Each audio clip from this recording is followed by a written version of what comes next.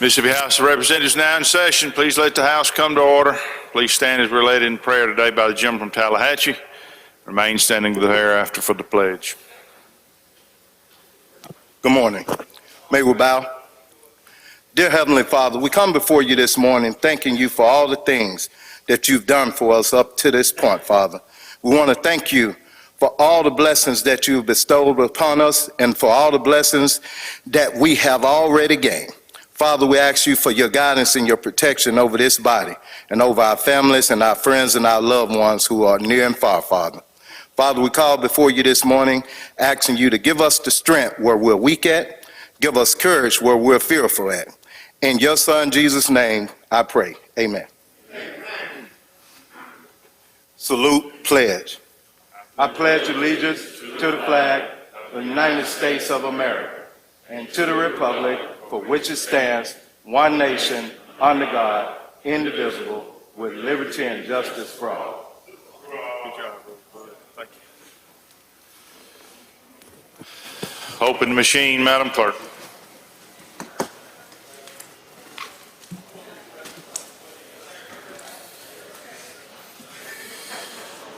Everyone voted. Close the machine. There's a quorum present, Mr. Speaker. Clerk. Thank you, Mr. Clerk. We'll have the reading of the journal. Gentleman from Mitawamba moves we dispense with the reading of the journal. All in favor say aye. Opposed nay. The ayes have it. Report of select committees. We have none, Mr. Speaker. Report of standing committee. We have reports on the calendar, Mr. Speaker. Thank you, Mr. Clerk. Introductions, bills, and constitutional amendments. Gentleman from Mayor and Mr. Morgan. Thank you, Mr. Speaker. I ask unanimous consent to dispense with the reading of the introduction. Is there objection? Hearing none, we will do that. Resolutions, petitions, memorials, and other papers. We have none, Mr. Speaker. Thank you, Mr. Clerk. This time we'll have the introductions of guests and visitors. Do we have any guests or visitors to be introduced today?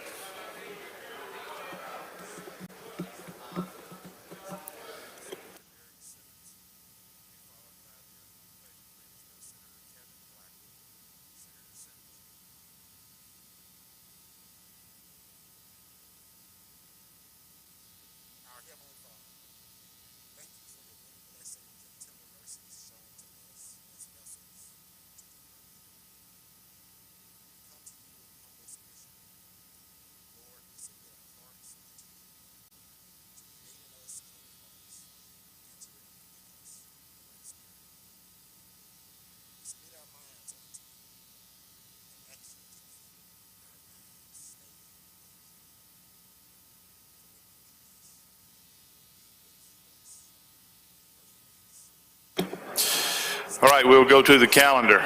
Motion to reconsider calendar. Any chairman have an item here they wish to take up? Jim from Alcorn, Mr. Bain. Thank you, Mr. Speaker. On motion to reconsider calendar, item number 4, I would move the table. Those opposed have 5 minutes. Any opposed? I don't see any. If you favor the motion, indicate by saying aye. Opposed, nay. The ayes have it. You have anything further, gentlemen? Not on that one, Your Honor. Not on that one, Your Honor. I'm sorry, Yes, Mr. sir. Speaker. Thank you. I appreciate the honor. Jim from Pike, Mr. Mims. Thank you, Mr. Speaker. I'd like to go to item number 12, House Bill 72, motion to table. Those opposed have 5 minutes. Any opposed? I don't see any. If you favor the motion, indicate by saying aye. Opposed, nay. The ayes have it. Gentleman from Pontotoc, Dr. Huddleston. Dr. Huddleston. Speaker, Mr. Speaker, I'd like to go to item number 7 on the motion to reconsider calendar. Call it House Bill 1029 and move to table. Those opposed have 5 minutes. Any opposed? I don't see any. If you favor the motion, indicate by saying aye. Opposed, nay. The ayes have it. Jim from Jackson, Mr. Busby. Thank you, Mr. Speaker. I'd like to go to item 5, House Bill 424, reconsider the vote by which it passed so that it may be amended. Motion is to reconsider. All in favor say aye. Opposed, nay. The ayes have it. Gentleman recognized. Yeah.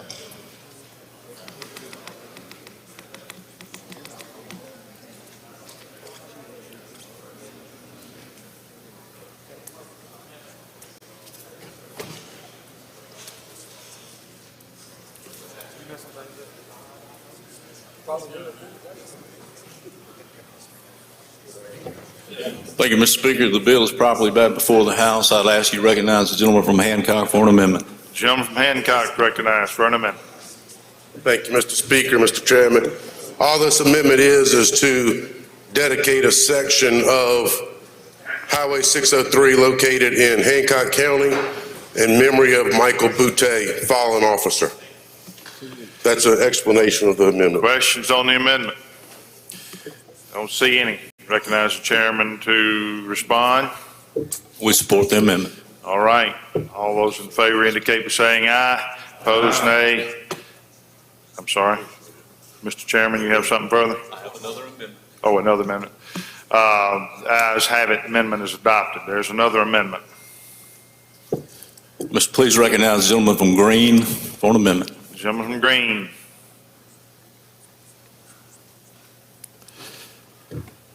All this amendment does, a segment of Mississippi Highway 42 in Greene County, beginning as its southern intersection with Mississippi Highway 63 and extending 1 mile west, to be designated as a Deputy U.S. Marshal Jake Green and Greene County Deputy Lawrence Dunham Memorial Highway, end of watch, April 1st, 1921. Gentlemen, we need a copy of that amendment, please. Thank you. All right, any questions on the amendment?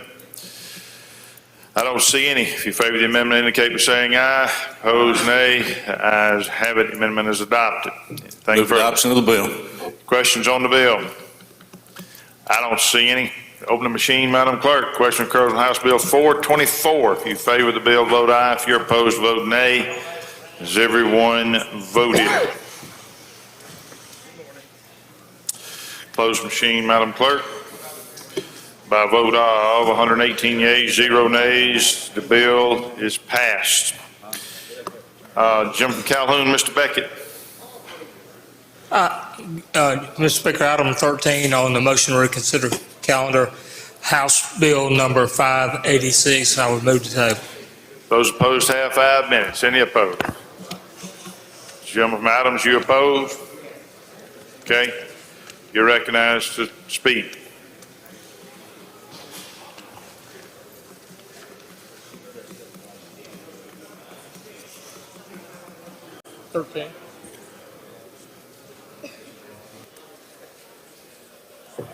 Morning, ladies and gentlemen of the House. I would just ask that we not table a motion to reconsider on the bill to purge people off the voting rolls. I think there is a need to look further at this bill, and it should be moved. There's a motion, if somebody wants to offer a motion to recommit the bill for further work. And so to do that, we need to table this motion and reconsider the vote by which the bill passed. And I'll yield the rest of my time to the lady from Hines. Anyone else opposed? Okay, lady from Hines. Thank you, Mr. Speaker. Just want to echo Minority Leader's comments about this bill. I think we need to do a little bit more work on this bill and would like to recommit it back to committee so that we can make sure that we aren't doing anything that's going to be very harmful to the voters of the state of Mississippi. And I ask that you agree with that motion. Thank you. Anyone else? All right, I don't.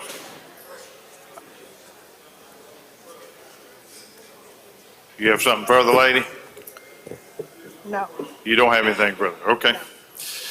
All right. I don't see anyone. You wish to speak? Okay, you yield for a question, lady? Yes. Thank you, Mr. Speaker. Gentlelady yield. Yes, sir. Gentlelady, would this not be coming from your extensive background as being an election commissioner? You would understand the depth of what this piece of legislation would do to voters? Absolutely, absolutely. And I've expressed my concerns with the author of the bill and the committee as well as the chairman. I don't think that Mississippi should be in the business of using a broad term of evidence that is printed in the bill as a means of removing someone on the voter rolls. We don't know what that means. We don't know what that looks like. We don't know what systems are going to be used in order to determine that. So I think we need to do a little bit more work on this bill before we send it over to the Senate to vote on it. Not only is this gonna, hurt my voters, but this is gonna hurt all of your voters. And this is something that we do not need to go back home and say, we intentionally hurt our voters, our constituents, from being able to participate in our democracy. So I would ask for your support on the motion. Okay, thank you, lady. Anyone else wish to speak against the motion? Gentleman from Hines, Mr. Brown. Gentlelady, I would like to ask you a question, please, with you. Since you're an expert, I just want to ask the fact, is there anything in this bill that allows for people who have long-term illnesses that perhaps have not voted in quite some time, simply because they have long-term illness? I don't believe I saw anything in the bill that would address that potential problem. No, this bill is a citizenship proof bill, and as the my vice chairman spoke on the bill on yesterday, it is redundant because we already show that we are a citizen when we register to vote, and so it does not take into consideration what you just stated in terms of someone being terminally ill or ill for a long period of time. This is a means to be able to prove that you are indeed a U.S. citizen, which you do that when you register to vote. There is no data from my research that says that people are intentionally registering to vote knowing that they are not a U.S. citizen. And so it would mean that that particular person, if they are flagged due to some type of broad evidence, would have to pay then to get some type of documentation in order to prove that they are a citizen, which in my opinion comes down to be a poll tax. You are paying to be able to vote and participate in our democracy. And that's something that we should not be reinstituting here in the state of Mississippi. Thank you. All right, I don't see anyone else wishing to speak. Question now recurs on the motion to table. If you favor the motion, indicate by saying aye. Aye. Opposed, no. Ayes have it, ayes have it. All right, motion to table passes. Ladies and gentlemen, if I could at this time have your attention, we do have a special recognition we want to do. So if I could ask you all to find your seats and give us your attention. I'm going to ask the Sergeant at Arms to escort to the podium our special guests. Today we're honored to have the pleasure of hosting members of our Mississippi National Guard for a very special recognition. With us today are Major General Durr Boyles, who is an Adjutant General for the state of Mississippi, Colonel Rodney Harris, Colonel Alan McDaniel, and Colonel Chris Thomas. At this time, they have a special presentation they would like to make. I'm going to turn the podium over to General Boyles. All right. Yes, sir. Speaker's a little taller than me. Good morning. I'm Colonel Rodney Harris, the President of the National Guard Association of Mississippi. And I just want to mention that we are the largest such association in the United States. As our state has seen during the past years, our members of the Mississippi National Guard have answered the call in Mississippi, in other states, our nation's capital, and overseas. I am constantly amazed at their ability to balance their families, civilian careers, and military service. But we cannot do this alone. We are humbled by the support we receive from our legislature. We truly could not perform our mission without it. However, just as important are the members of the staff that work here in the Capitol all year. They are some of the hardest working people I've met, and they deeply care about the soldiers and airmen of the Mississippi National Guard. In recognition of that service, we are here today to thank one of those members. Over a period of several years, Ms. Coretta Johnson, during her tenure with the Mississippi House Military Affairs Committee, has consistently exemplified dedication, loyalty to the men and women in uniform well beyond the normal requirements demanded of her position. Ms. Johnson has been a staunch supporter of the military, specifically the Mississippi National Guard, and much of the legislation passed over the course of the last few years would not have been possible without her hard work. She's a mentor to many of us. She's the daughter of a retired member of the Mississippi National Guard and familiar with the sacrifices of being a family member. Ms. Johnson has continued to educate herself on matters related to the Mississippi National Guard. Her education and interests are outside the norm for someone in her position. And it shows the men and women in uniform that Ms. Johnson is taking a specific interest in their profession and their well-being. Her contributions have a lasting impact on the current members of the National Guard, as well as future members. Her efforts have allowed service to members focused on their mission, or allow our members to focus on their mission without the unnecessary worry of collateral matters. I'm now asked Ms. Johnson to join us, which she has.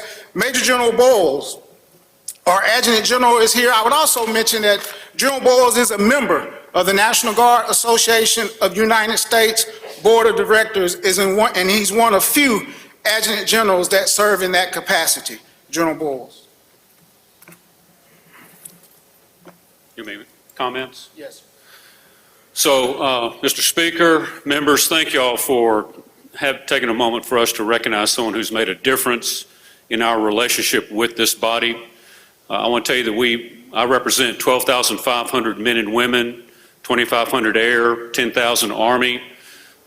We are currently very busy preparing for our National Training Center that will involve 3,000 of our soldiers this summer.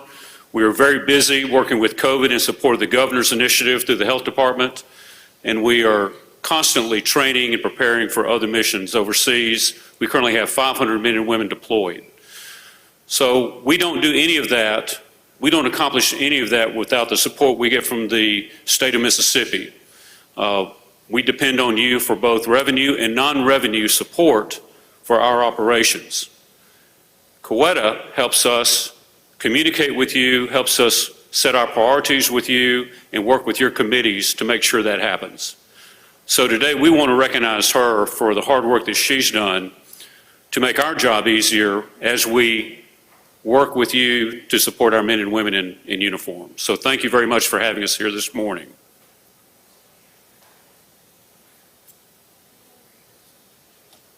You want me to read it?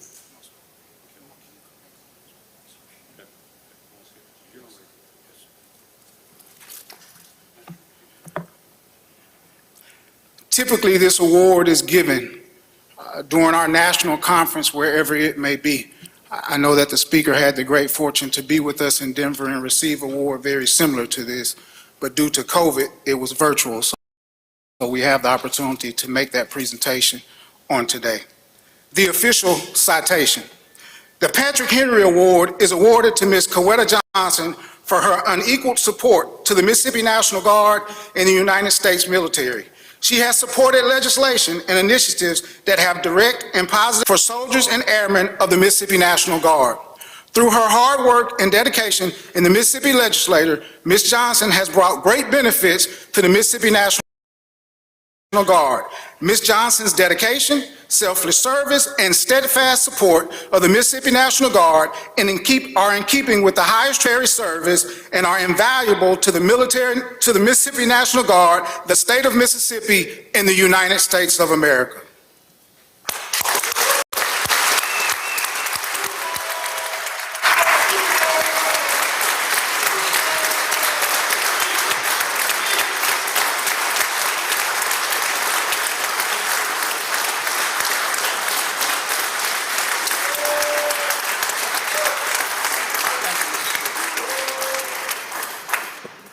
Ladies and gentlemen, I learned of this last week. As Rodney indicated, they normally have a national convention and the honoree is invited to attend.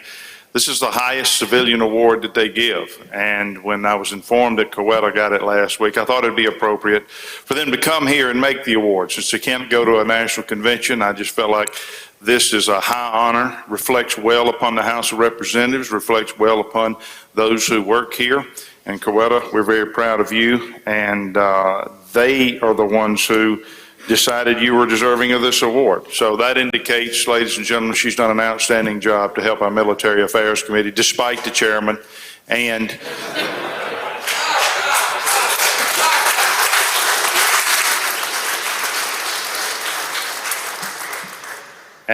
they felt like it was a high honor. And I indeed said, even though we've not done recognitions this year, I felt this was one that we ought to do. And so, Coretta, we're very proud of you, and congratulations.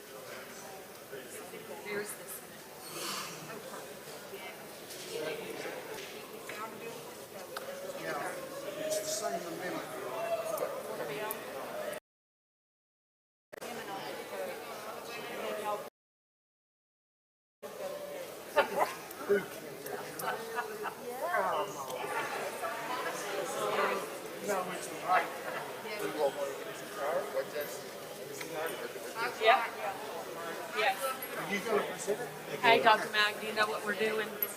We're wanting to add an amendment to this one, intercollegiate athletics compensation.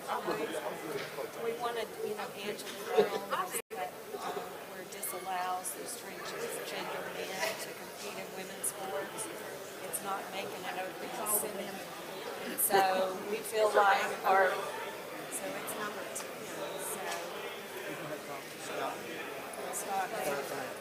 Are you the one presenting it? Perfect. Well, but you're the chairman. We wanted to talk to you first. I don't want to cut Please let the House come back to order. We will return now to the motion to reconsider calendar. Jump from Prentice, Mr. Turner. Jump from Prentice, Mr. Turner. Mr. Speaker, I'd like to go to item number 16, House Bill 1077, move to table. Those opposed have 5 minutes. Any opposed? I don't see any. If you favor the motion, indicate by saying aye. Opposed, nay. The ayes have it. Jump Mitawamba, Mr. Bell. Mr. Speaker, I'd like to go to item number 1, House Bill 1301, and reconsider the vote for purpose of an amendment. Motion is to reconsider. All in favor say aye. Opposed, nay. Ayes have it. The bill is back before the House.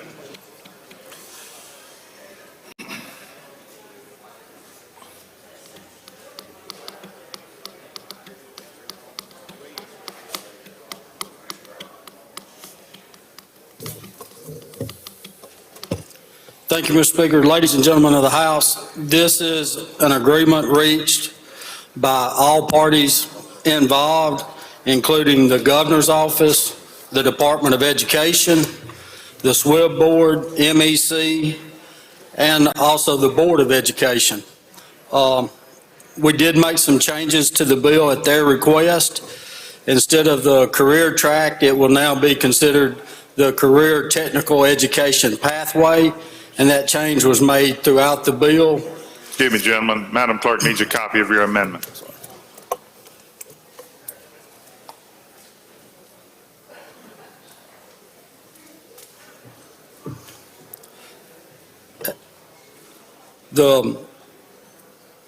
In the bill, it also changes from shall to may.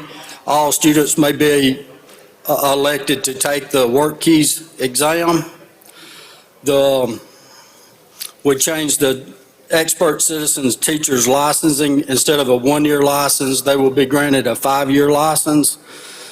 We had increased to 10% the number of certified teachers, and we changed that back to 5% when we were under the understanding that the 5-year expert citizens license would not count against that number. And we did keep the language in there to require AHL that would teach practice preparation classes in college. And that's an explanation of the strike all, Mr. Speaker.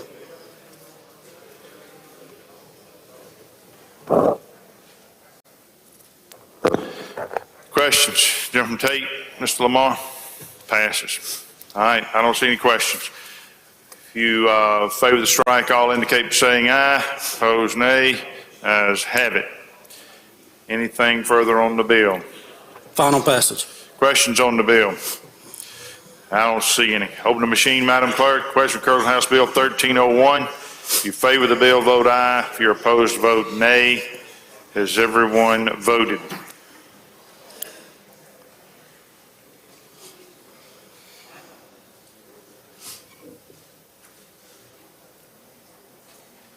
Close machine, Madam Clerk.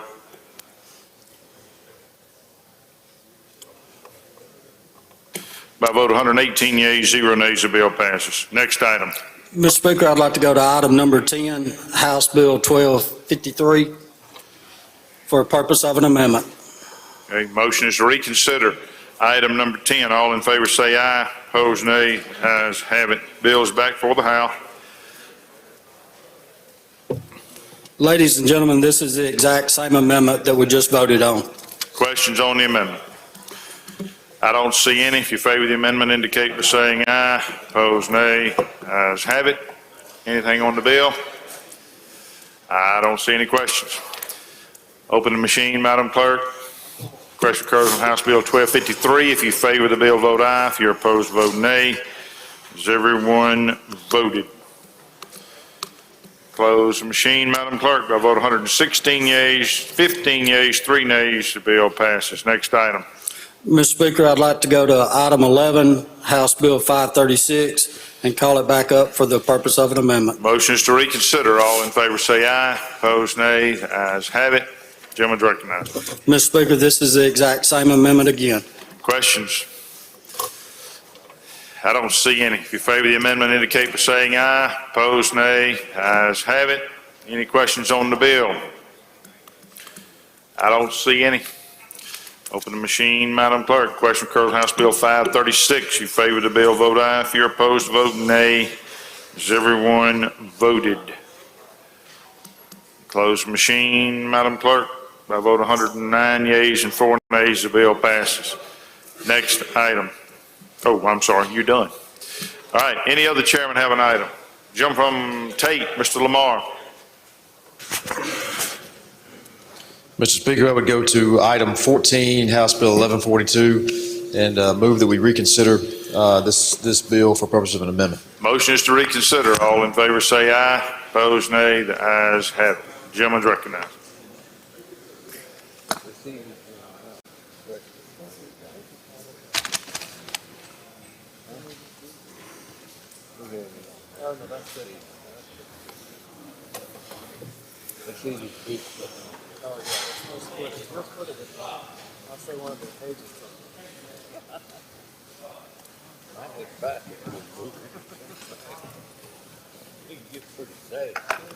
You recognize, gentlemen. Thank you, Mr. Speaker. Ladies and gentlemen, this bill simply corrects a typo. When I explained this bill yesterday, this is the contractor's tax bill. I inadvertently stated that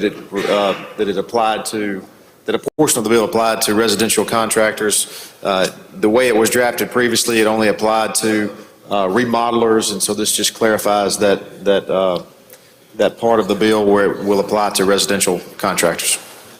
Questions on the amendment? I don't see any. If you favor the amendment, indicate by saying aye. Opposed, nay. Ayes have it. Anything further on the bill? No, sir. Questions on the bill? I don't see any. Open the machine, Madam Clerk. Question occurs on House Bill 1142. If you favor the bill, vote aye. If you're opposed, vote nay. Has everyone voted? Close the machine, Madam Clerk. By vote 112 yeas and 4 nays, the bill passes. Any other chairman have an item? Jim from Choctaw, Mr. Hood. Thank you, Mr. Speaker. Item number 15, House Bill 1013, I move to table. Those opposed have 5 minutes. Any opposed? I don't see any. If you favor the motion, indicate by saying aye. Opposed, nay. Ayes have it. Anything further on the motion to reconsider calendar? Any chairman have an item there? All right, I do not see any. That brings us to the rules calendar. Chairman of Rules is recognized.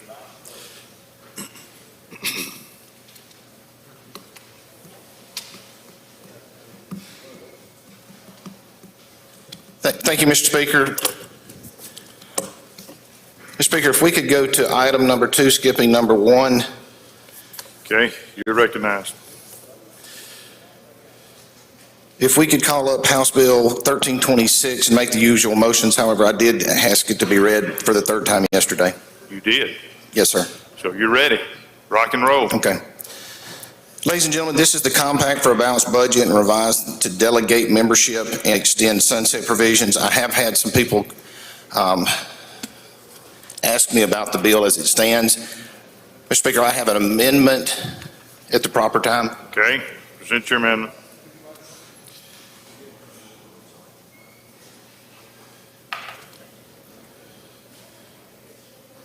Ladies and gentlemen, the amendment is actually the bill. The product that you saw on the website was basically the old law. The only thing that's changed is this has been extended out for 10 years, and the date for which it starts is in April, which is the time that this particular one dies. We voted on this particular compact about 5 or 6 years ago, and it sunsetted, and now we're bringing it back up. When this first came to the table, one of the things that I was concerned about, that when you open this kind of a convention up, what could possibly happen whenever you open these types of things up.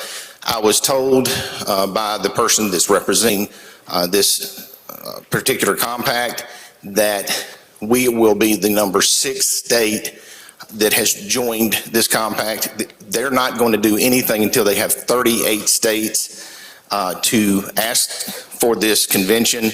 The only thing that they will be taking up is a balanced budget amendment. Nothing else is to be taken up. Some of the things that have come up in the past was a concern that there could be an out-of-control convention or whatever could pop up. That's not the situation with this particular bill. This bill has some parameters on it that will keep it from being, to keep it from getting out of control. It will take another 30-something states for this to actually come into play. That's an awful long way to go, but what you're basically saying with this particular bill is that you're in favor of a balanced budget. That's all you're saying. And that's my explanation of the amendment and the bill. Jim from Tallahatchie, Mr. Reynolds. Most respect for the committee chairman. I would ask a couple of questions, and then I may speak on it, as I did 5 years ago.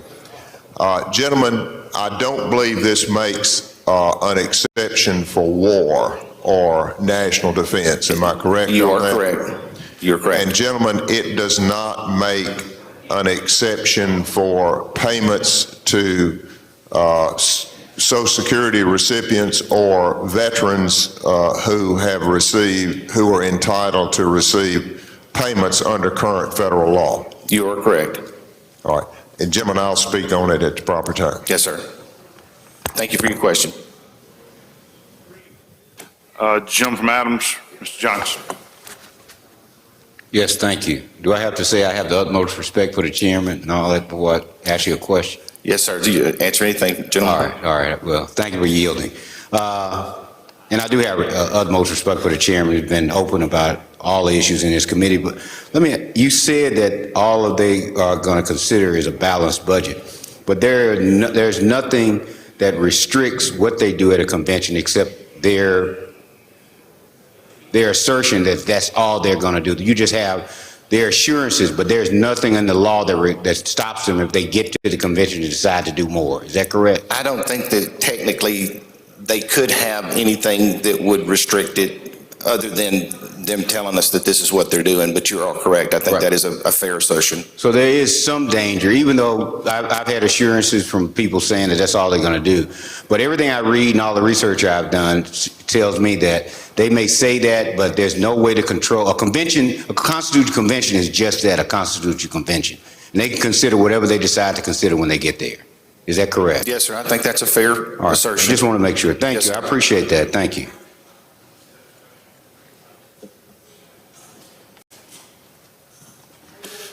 Lady from Hines, Ms. Summers.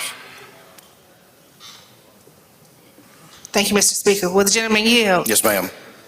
So in light of what Representative Johnson just asked, let me ask this question. If this were to take place, in theory, could they also address the Second Amendment and perhaps take away my rights to own a gun? In theory. In theory, they could? In theory. That's not the intent, but that in theory, that anything could be brought up if the 38 states decided they wanted to bring it up. But keep in mind, that's frankly with, the law as it stands today, regardless, whether we pass it or not, pass this or not. But anything could be brought up to roll back my rights. Thank you so much. Jim from Hines, Mr. Bell. Thank you, Mr. Speaker. Gentleman, you yield. Yes, sir. Do you believe in this? I believe in the process. Thank you, gentlemen. All right, Jim from Tallahatchie asked to speak on the bill. We're on final passage.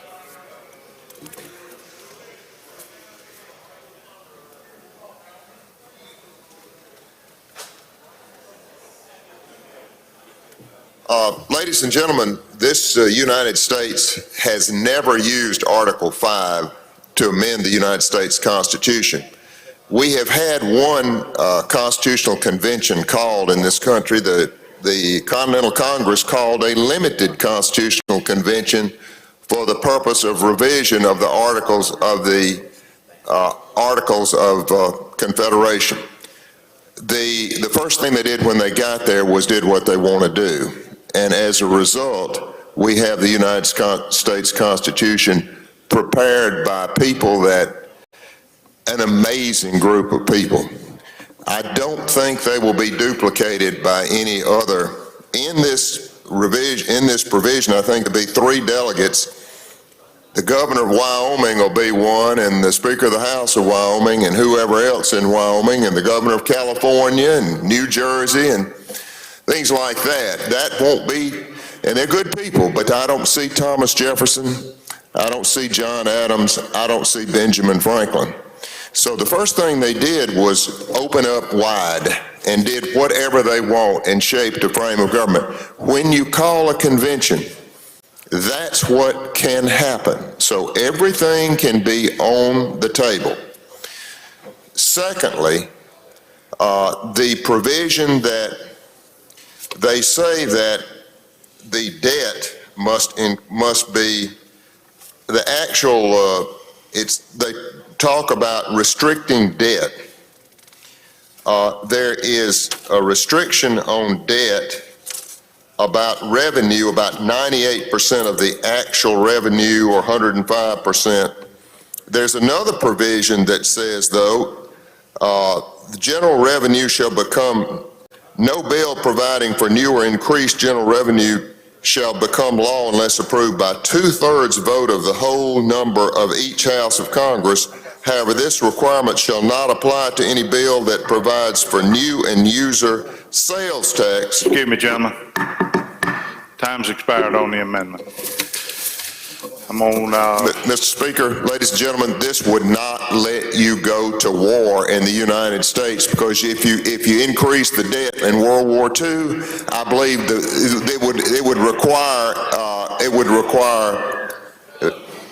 it would have required the approval of the state legislatures to do that, and there would not have been time. California would have been speaking Japanese, and New York would have been speaking German. We do not need something that's going to interfere with our national defense. We need to be strong. This world can be a wicked place. You disarm America and you make it where we can't respond quickly, bad things can happen. We're the bastion of democracy, the last one.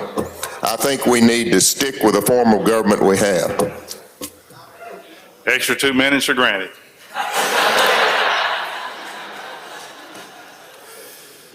All right. Author to close on his amendment. Ladies and gentlemen, what we're voting on here today is a balanced budget amendment. All that it has in here, if they go off on other tangents, we're not agreeing with that. We're agreeing with the balanced budget amendment. That's what this does. I move that the amendment be accepted, and if there's no further questions, I move final passage. All right, question occurs on Amendment 1. If you favor the amendment, indicate by saying aye. Opposed, nay. House is not voting. If you favor the amendment, indicate by saying aye. Opposed, nay. The ayes have it, the ayes have it. Anything further on the bill? No, sir. All right, I don't see any questions. Open the machine, Madam Clerk. Question occurs on House Bill 1326. If you favor the bill, vote aye. If you're opposed, vote nay. Everyone voted. Close the machine, Madam Clerk. By a vote of 74 yeas and 45 nays, the bill passes. Next item. Thank you, Mr. Speaker. If we could go to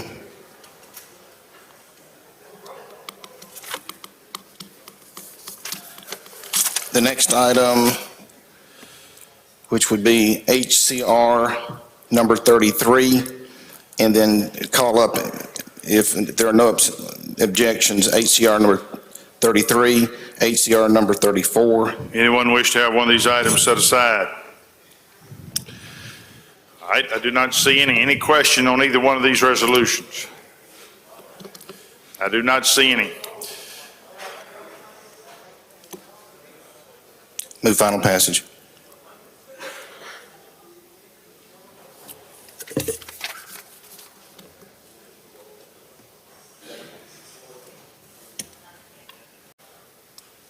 All right.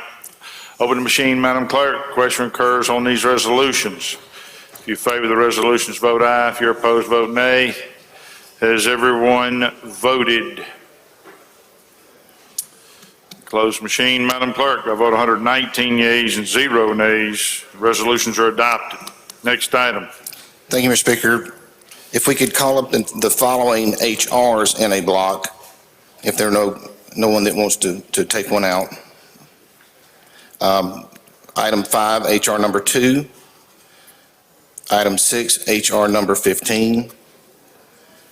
Item 7, HR number 16. Item 8, HR number 17. Item 9, HR number 18. Item 10, HR number 19. Item 11, HR number 20. Item 12, HR number 21. Item 13, HR number 22.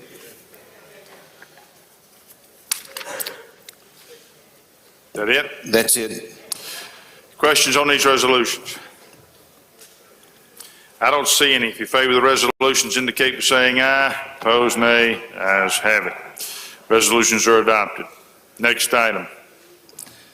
Mr. Speaker, if we could go to item number 15, skipping number 14, SCR number 503, SCR number 504, SCR number 509, item 18, SCR number 510, number 19, SCR number 511, item 20, SCR number 512, item 21, SCR number 513, item 22, SCR number 514. If we could skip number 23 and go to number 24, SCR number 516. If we could skip number 25 and go to number 26, SCR number 518. And number 27, SCR number 519. These are non-controversial issues, and I would move that these be. Anyone wish to have one of these items set aside? I do not see any. Any questions on these resolutions?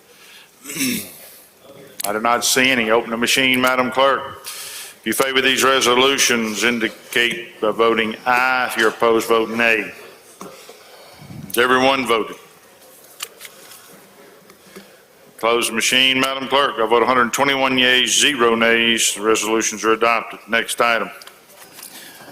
Mr. Speaker, if we could go back to item number 23, this one was asked for me to separate from the rest, to have a vote on it alone. It's SCR number 515, and this one is extending condolences of Mississippi Legislature on the passing of Wiggins Mayor Joel Travis Miles, and remember his legacy in life.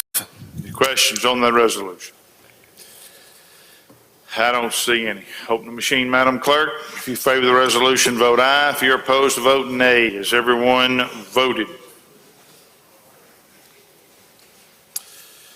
Close the machine, Madam Clerk. By a vote of 118 yeas, 0 nays, the resolution is adopted. Next item. Mr. Speaker, I would yield the floor. All right. Rules yields the floor. Brings us down to appropriations.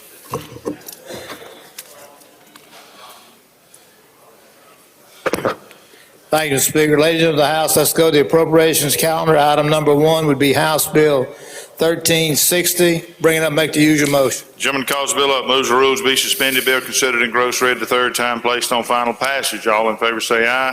Opposed, nay. The ayes have it. Gentleman's recognized. I'd like to recognize the gentleman from Harrison and explain the bill.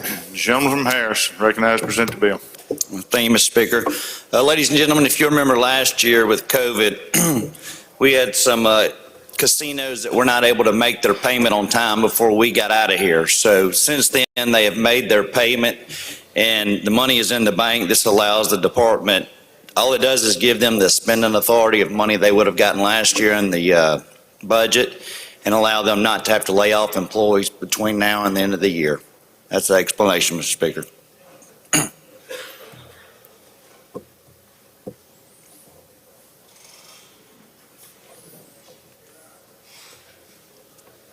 Questions? I don't see any. Open the machine, Madam Clerk. Question occurs on House Bill 1360. If you favor the bill, vote aye. If you're opposed, vote nay. Has everyone voted? Close the machine, Madam Clerk. By 114 yeas and 3 nays, the bill passes. Ask for immediate release, a request immediate release, Mr. Speaker. Any objection? Hearing none, we will do that. Brings us to the Appropriation yields the floor. Brings us to the Ways and Means. Jim Hock, Tibby Hall, what purpose you seek recognition? Mr. Speaker, I would ask immediate release on the rules. Any objection? I don't hear any. We will do that. Chairman, Ways and Means. The Ways and Means calendar, item 2, House Bill 1095, Call the bill up, make the usual motion. Gentleman calls the bill up, moves the rules be suspended. Bill considered in gross read the third time placed on final passage. All in favor say aye. Opposed, nay. Ayes have it. Have an Gentleman's amendment, recognized. Mr. Speaker. As an amendment.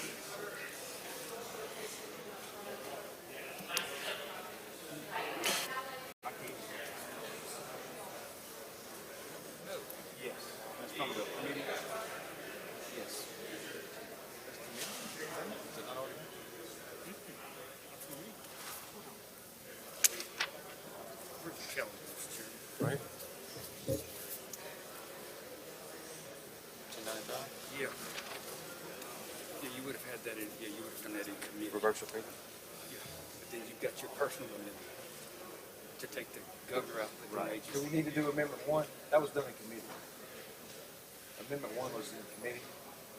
Do we need to call that up? Yes. And then I've got the second amendment. Sure. The First Amendment is just a reverse repealer. Questions on the amendment? I don't see any. If you favor the amendment, indicate by saying aye. Opposed, nay. Ayes have it. Got a second amendment? I do. Clerk, You're recognized to explain it. I'll just go ahead and explain the bill with the Second Amendment. This bill is a bill that would allow, basically it would allow the Department of Revenue to go in and compromise doubtful claims. That will require a procedure from to be, or an asset search to be done by the Attorney General. And we have a lot of money on the book, ladies and gentlemen, that we're never going to collect. Back taxes owed, final judgments, these are finally determined debts. And, you know, something is better than nothing. And so this would set up a procedure similar to federal law where the Department of Revenue could go in and compromise doubtful claims and try to get something, work out a deal of some sorts with these taxpayers that the determination has already been made. It's been determined to be final. It's been on the books for some time and we can't collect anything. And that's an explanation of the amendment as well as the bill. Questions on the amendment? I don't see any. If you favor the amendment, indicate by saying aye. Opposed, nay. The ayes have it. Amendment's adopted. Anything further on the bill? No, sir. Questions on the bill? Jumping to Soto, Mr. Eubank. Thank you, Mr. Speaker. Will gentleman yield? Sure.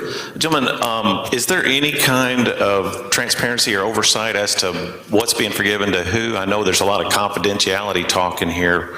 Yeah, but is there anything to just ensure that in the future there isn't any? I think you're looking at existing law, gentlemen, on the confidentiality, but part of it, yes, there is, the Attorney General is required to perform an asset search and basically make a legal determination that there's nothing out there that we could collect on. Okay. There's no bank accounts, there's no assets, those types of things. All right, thank you, sir. Thank you. I don't see any further questions. Open the machine, Madam Clerk. Question occurs on House Bill 1095. If you favor the bill, vote aye. If you're opposed, vote nay. Has everyone voted? Close the machine, Madam Clerk. By a vote of 118 yeas, 0 nays, bill passes. Ways and Means yields the floor. Brings us to late on the table calendar. Judge B.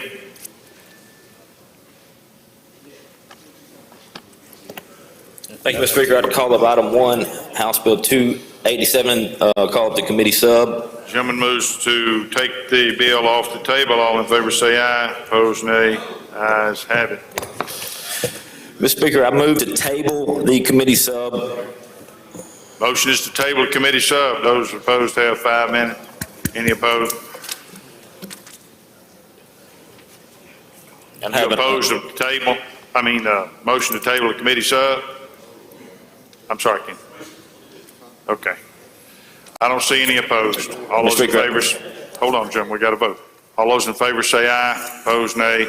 Ayes have it. Committee sub is tabled. We're back on the original bill. Mr. Speaker, I have an amendment at You proper got an time. amendment. You're recognized for an amendment.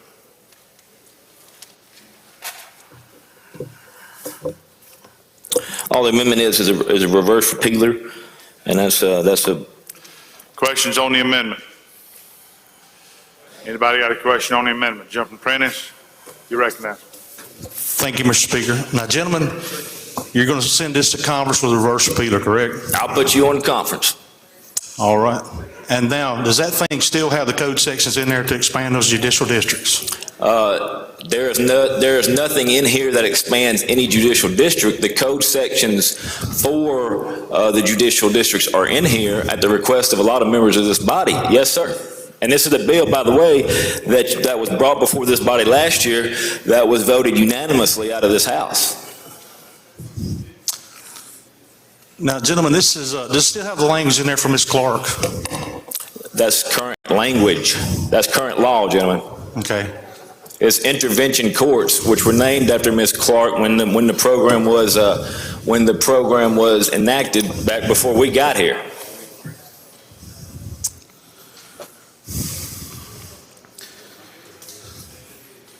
I want to speak against this bill, Mr. Speaker. All right. Anybody else on the questions on the amendment? Gentleman from Itawamba, you have a question on the amendment? Yes, sir, Mr. Speaker. Gentlemen, along those lines of questions, would you agree that if you change the judicial district that I represent, that you will notify me and this body? I'll put you on the conference report too. I want to be there. All right, I don't see any further questions on the amendment. If you favor the amendment, indicate by saying aye. Opposed, nay. Ayes have it. Thank you, Mr. Speaker. On the bill, ladies and gentlemen, this is the intervention court bill that we passed last year. It actually came over to us from the Senate. It comes at the request of the Administration Office of the Courts. I was told to use that instead of AOC, but it comes at the request of the Administration Office of the Courts. And it allows a lot of things for our courts to do to get in compliance with the federal standard. And that's what we have to do with intervention courts. For example, it cleans up some language, making things more separate. Because initially when we started these courts, they were just drug courts. Now, as a lady from Lincoln can tell you, we have a mental health court. We have a veterans court. We're going to have a reentry court. And this is bringing some of those standards up to par. One of the best things I like about it is on line 280 of the bill. Some of you who practice criminal law can tell you that if you have somebody who's got an alcohol problem, so they get a fourth offense DUI, they can go into the drug court, but there's no incentive to do that, because what happens is, when you go into drug court and you finish that program, your record is expunged. You don't have a record anymore. Well, that doesn't apply to DUIs. So I'm putting a language in here to give them the incentive to go to drug court. So what you see now is people who have an alcohol problem who may get a DUI, they're either going to have to go to prison or house arrest, and they're going to lose their license and not be able to work. In this bill, we're allowing the DUIs to go into drug court. I've discussed this with my drug court judge ad nauseum, Judge John White from Tishomingo County. He agrees with this. We're going to allow them to be able to drive. In other words, they're going to get a special license, because you have to drive to drug court on and off. Any of you that know how it works, you have to do that to get there. Also, a couple of years ago, the gentleman from Itawamba referred somebody to me who had a bad drug problem. And the problem he had was he lived in Red Bay. Now, y'all don't know what that is, but Red Bay, Alabama is just across the line. He couldn't get into drug court because he lived out of state. So we're putting in some reciprocity in here, allowing those people who may live out of state to get into drug court. Also, it cleans up some language regarding bids and bids making them available. And the last thing that it does is it allows for burglary of an unoccupied dwelling to go into drug court. Oftentimes, when you're seeing people convicted of burglary of an unoccupied dwelling, it's a drug-related crime. I mean, they're trying to find something to sell so they can get their drugs, trying to find something they can do to make it to where they can get their fix. So we're going to allow that they be admitted in drug court for unoccupied dwellings. And then the last part of it, again, just like last year, I have no intent to use this bill to split any type of judicial district. I do have an intent to allow, because there's members from the coast that have asked for stuff for their DAs. There's members from Hinds County that have asked for stuff for their DAs. There's members from Madison and Rankin who their DA wants something. This is the only vehicle I have to do that. Let me tell you something, guys. This whole deal about a judicial district, yeah, it needs to happen, and I'll be the first to tell you that. But let me tell you something, what keeps me up at night, okay? Listen, what keeps me up at night is not this little collateral effect about a judicial district. What keeps me up at night is the $1 billion judgment that's staring down, that we're looking down the barrel of criminal justice. That's what this bill is tied to. Okay, it's trying to help us solve the problems that are facing our state. You don't believe me? Ask the chairman of Appropriations. Ask the chairman of Appropriations in the Senate. We are staring down the barrel of a crisis coming to our Department of Corrections. Okay, and whether the gentleman from Prentice, whatever he's going to say, that burden's not on him. It's on me. It's on me, and it's on the fact that if this judgment happens, there goes your MAEP. There goes your ability to appropriate to the highways. There goes your ability for Medicaid, because you know what? The federal judge is going to tell us what to pay. So this is the importance of this bill, is to use it so that we can pass criminal justice reform. It was open last year. So we passed the criminal justice reform, and the governor did what he did. Okay?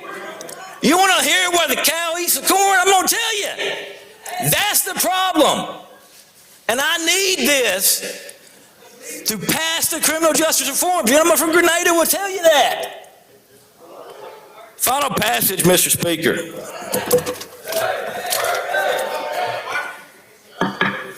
The gentleman from Prentice has an amendment. Don't have an amendment? Okay, he wants to speak on final passage.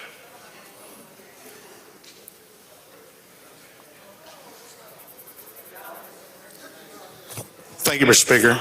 Ladies and gentlemen, I have no opposition to trying to make sure that the Department of Justice and others are not, on our backs for things that we're doing wrong. But what I have an issue with is trying to hijack every piece of legislation in this House.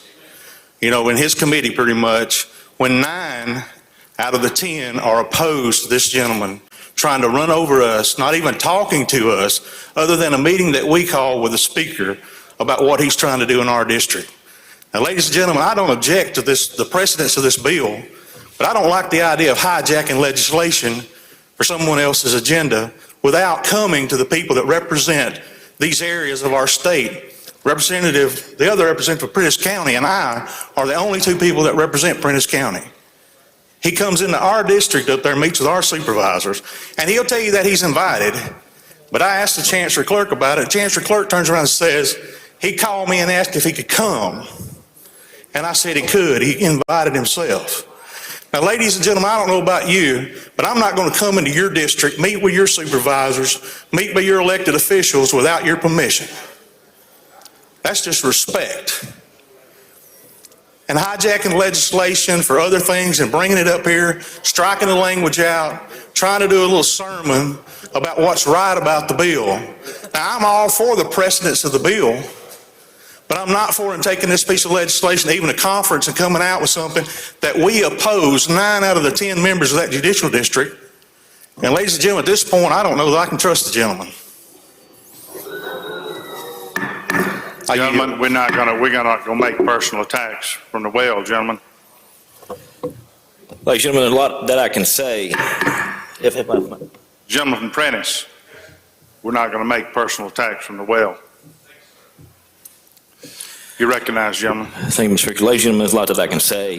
I'm not going to get off in the weeds. I'll say this. I was invited to speak to that. The gentleman knows that I was invited to speak there. I'm also an employee of Prentice County. I'm the public defender of Prentice County. I answer to those supervisors. That's the bottom line. Look, about hijacking bills, every bill that I had this in had my name on it. I mean, it's my bill. It's my intellectual property. I didn't hijack anything. Mr. Speaker, enough is enough. Move for final passage.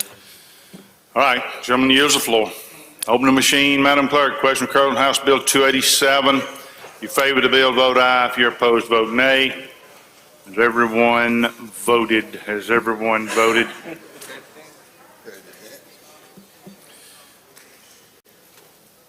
Jim from Lauderdale, Mr. Calvert, you gonna vote? Oh, there you All right, close the machine, Madam Clerk. By a vote of 88 yeas, 29 nays, the bill passes. Next item, that would be item 2, corrections. Thank you, Mr. Speaker. Call up item 2929, and I think I've already adopted the committee sub, I believe, haven't I? Move to adopt the committee sub. Call up the bill, Mr. Speaker. Okay, motion is to reconsider the vote, to take it off the table. All in favor say aye, opposed nay, ayes have it. Gentleman's recognized. Thank you. I recognize the gentleman from Harrison County to handle the bill. It has no judges and no splitting the districts in it, I promise. The gentleman from Harrison recognized. Thank you, Mr. Chairman. Mr. Speaker, I have an amendment at the appropriate time. You're recognized. Thank you, sir.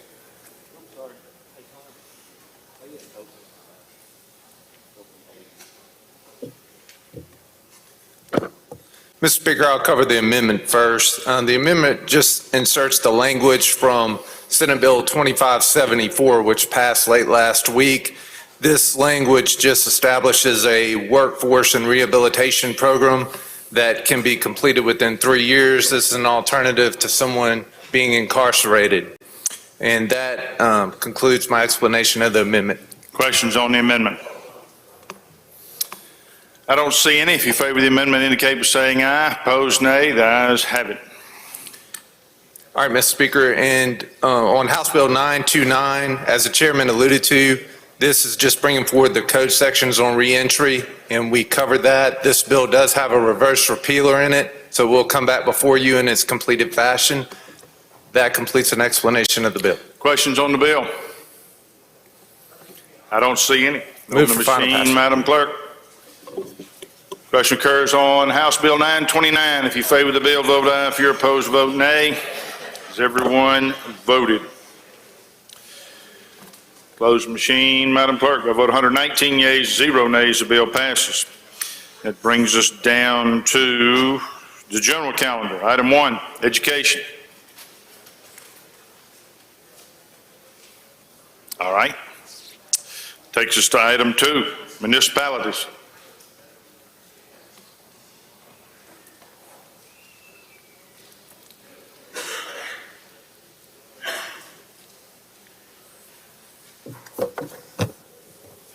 Thank you, Mr. Speaker. I'd like to call up House Bill 359, please. You're recognized to explain the bill. Mr. Speaker, I have an amendment.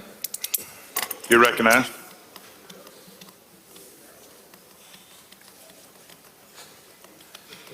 We're going to explain the amendment, and then we'll talk about the bill. The amendment basically makes this bill only effective in municipalities with 150,000 or more population according to the last U.S. Census. And it also repeals this legislation June 30th of 2022. So basically this bill will be in effect for 1 year, and we're going to reevaluate it a year from now. And that's what the amendment does. I'll explain the bill after the amendment. Questions on the amendment? I don't see any. If you favor the amendment, indicate by saying aye. Opposed, nay. The ayes have it. Amendment is adopted. Now the bill.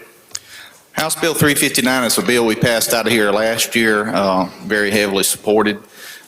Basically, what it allows to do is set up a program for a municipality to try and recoup or try and collect some unpaid water bills. A lot of that debt currently, we're talking about $42 million is sitting out there, and it allows the auditors and the municipality to, from a budget standpoint, move this category of bills that are not being paid or haven't been collected over to a different category. It allows them to maybe work out payment schedules with some of the people that they may have a bill that is so high that they just threw their hands up and says, I can't pay it. And what this would allow the municipality to do is work with these individuals and maybe set them up on some type of payment plan, and receiving a little bit of money back into the coffers of the city funds is better than not getting anything. So that's what this bill does. And if there's any questions, I will be glad to entertain them. Questions on the bill? I don't see any. Move final passage. Open the machine, Madam Clerk. Question occurs on House Bill 359. If you favor the bill, vote aye. If you're opposed, vote nay. Has everyone voted? Close the machine, Madam Clerk. By vote 119 yeas and 1 nay, the bill passes. Next item. Judiciary A.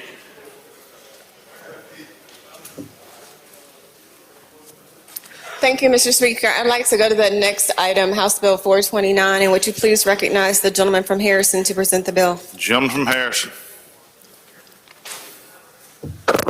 Thank you, Madam Chair. Mr. Speaker, I have an amendment at the appropriate time. You're recognized.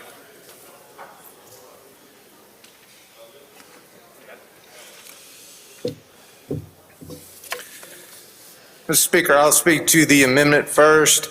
All the amendment does is add the word stocks, bonds, and any other publicly traded equities after the word funds, line 18.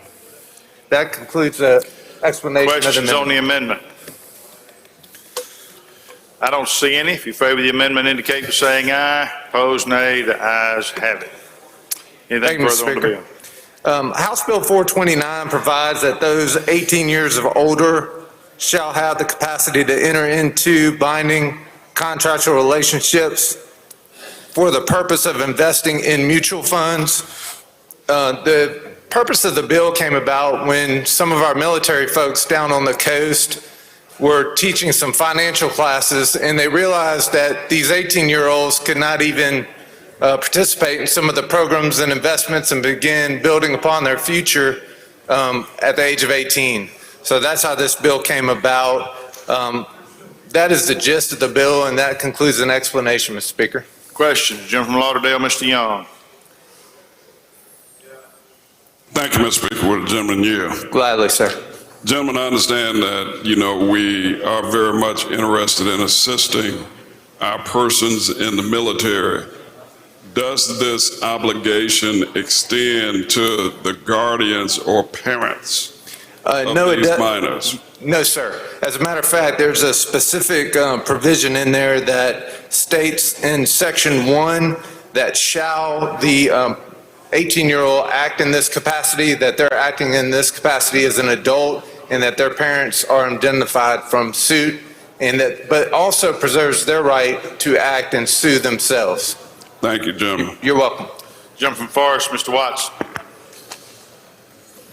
Thank you, Mr. Speaker. If the gentleman will yield. Yes, sir. Now, I support the bill. I don't want to give the misimpression that I'm not going to vote for this bill. But the age of majority in Mississippi is still 21. Yes, sir. And can a person 18 years of age enter into a legal contract? Sir, for personal property, I believe they can. For real property, I believe they cannot. Okay, but I understand also an 18-year-old can settle a personal injury lawsuit. I'm having a little trouble hearing you due to the noise. Gentlemen, Okay. Can you repeat? Can a person 18 years of age or older settle a personal injury lawsuit? Well, I tell you, he can. Okay. Yeah. Now, an 18-year-old can continue to receive. Go ahead, gentlemen. Thank you, Mr. Speaker. An 18-year-old can continue to receive child support in Mississippi? Yes, sir. Okay. Do you think at some point consideration should be given to maybe reducing the age of majority from 21 to 18? Because, I mean, it's just, there are things that 18-year-olds can do, and then there are things that 18-year-olds cannot do, and there is a bit of confusion in this area. Yes, sir. We're studying that in a committee right now, and it's my personal preference to believe that if you can join the military and fight for our country at 18, you can make other decisions at 18, but that's my personal opinion. Thank you, sir. Yes, sir.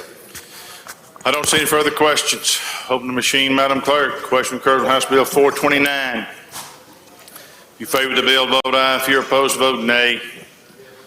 Has everyone voted? Close machine, Madam Clerk.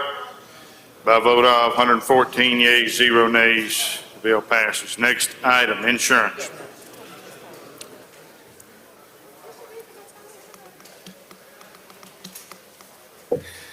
Thank you, Mr. Speaker. Ladies and gentlemen of the House, I'd like to go to that next item. Item 4, House Bill 327. Call it up and make the usual motion. It's been read the third time, gentlemen. You recognize the thank you. gentleman. Mr. Speaker, ladies and gentlemen of the House, this is basically in our wisdom subsequent to Hurricane Katrina, we set up a mitigation program which was very beneficial to not only the citizens of the coast, but throughout the state of Mississippi.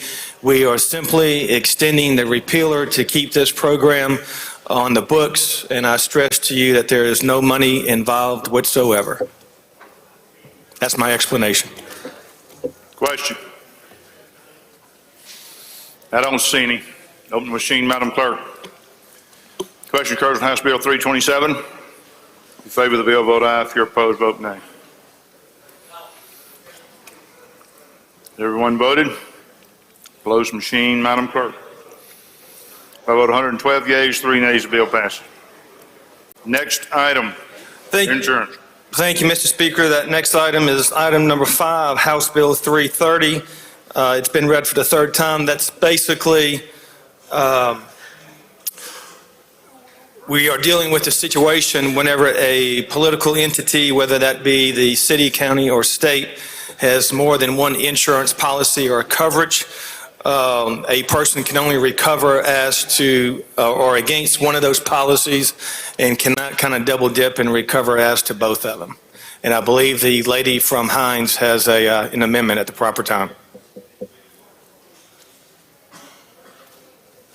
Questions, lady from Hines, Ms. Yates. Mr. Speaker, I have an amendment at the proper time. All right. All those in favor of letting the lady make an amendment, raise your hand. All those opposed to the lady making an amendment. Oh, lady.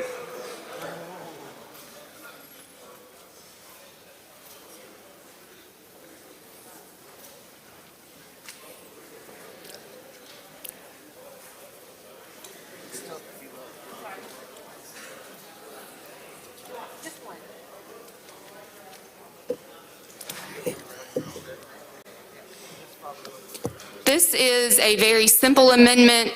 This was approved by the committee chairman. And this was also ran up the flagpole with the gentleman who requested this bill who represents the supervisors.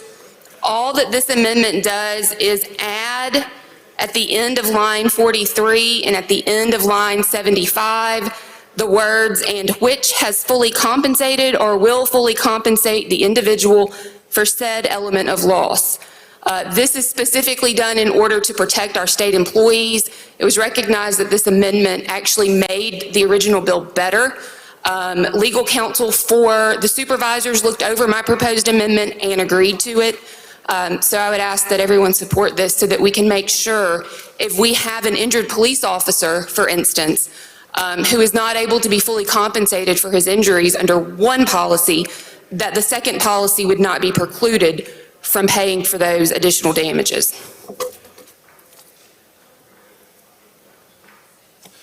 Questions on the amendment? I don't see any. I'm going to recognize the chairman to respond. Thank you, Mr. Speaker. The lady from Hines was nice enough to give us a copy of her amendment in advance, and the committee has no objection. All right. Question occurs on Amendment 1. If you favor the amendment, indicate by saying aye. Opposed, nay. Ayes have it. Amendment's adopted. Anything further on the bill? No, sir. Questions on the bill? I don't see any. Open the machine, Madam Clerk. Question occurs on House Bill 330. If you favor the bill, vote aye. If you're opposed, vote nay. Has everyone voted? Closed machine, Madam Clerk. By a vote of 119 yeas and 0 nays, the bill passes. Next item. Mr. Speaker, please recognize the insurance vice chairman to handle the next item. The gentleman from Warren recognized to present the next item.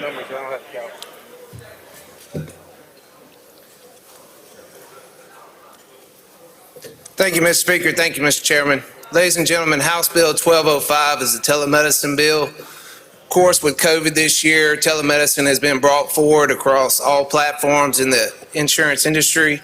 And we've run into some problems with HIPAA laws and with the providers and insurance companies.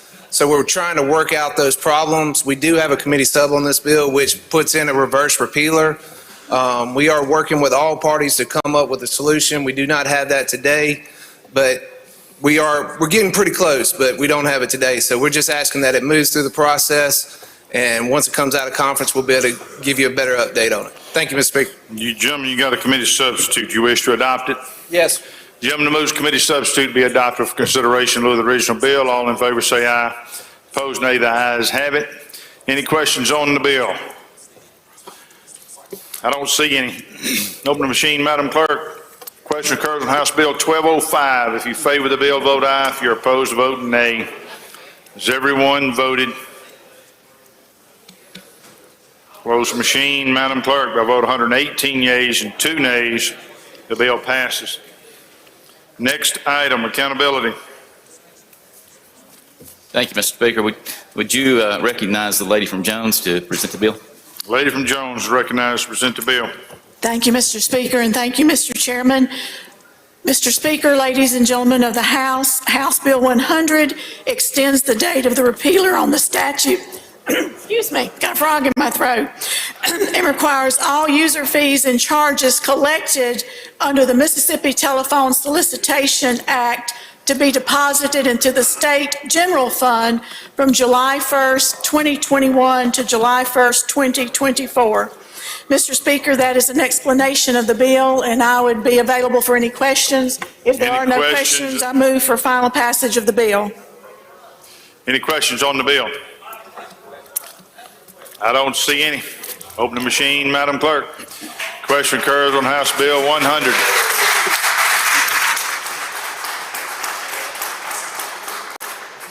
If you favor the bill, vote aye. If you're opposed, vote nay. Has everyone voted? Close the machine, Madam Clerk. By a vote of 115 yeas and 2 nays, the bill passes. Next item. Thank you, Mr. Speaker. We'd like to take up HB 814.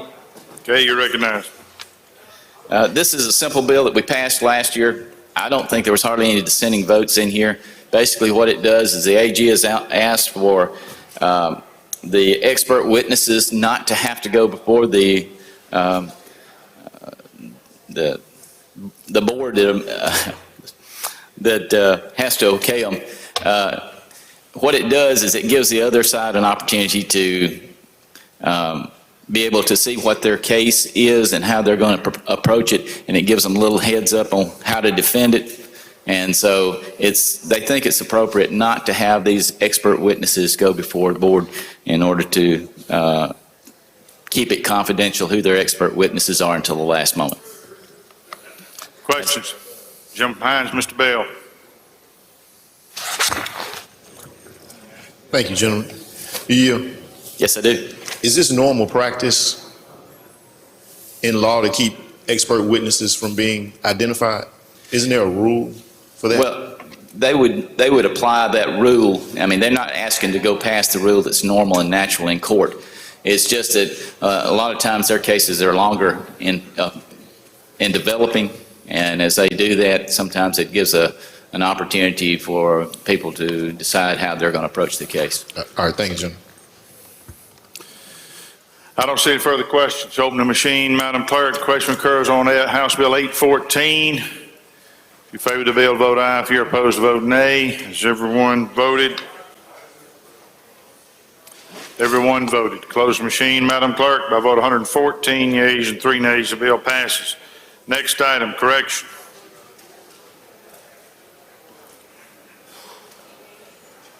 I don't see him. All right, next item, universities and colleges.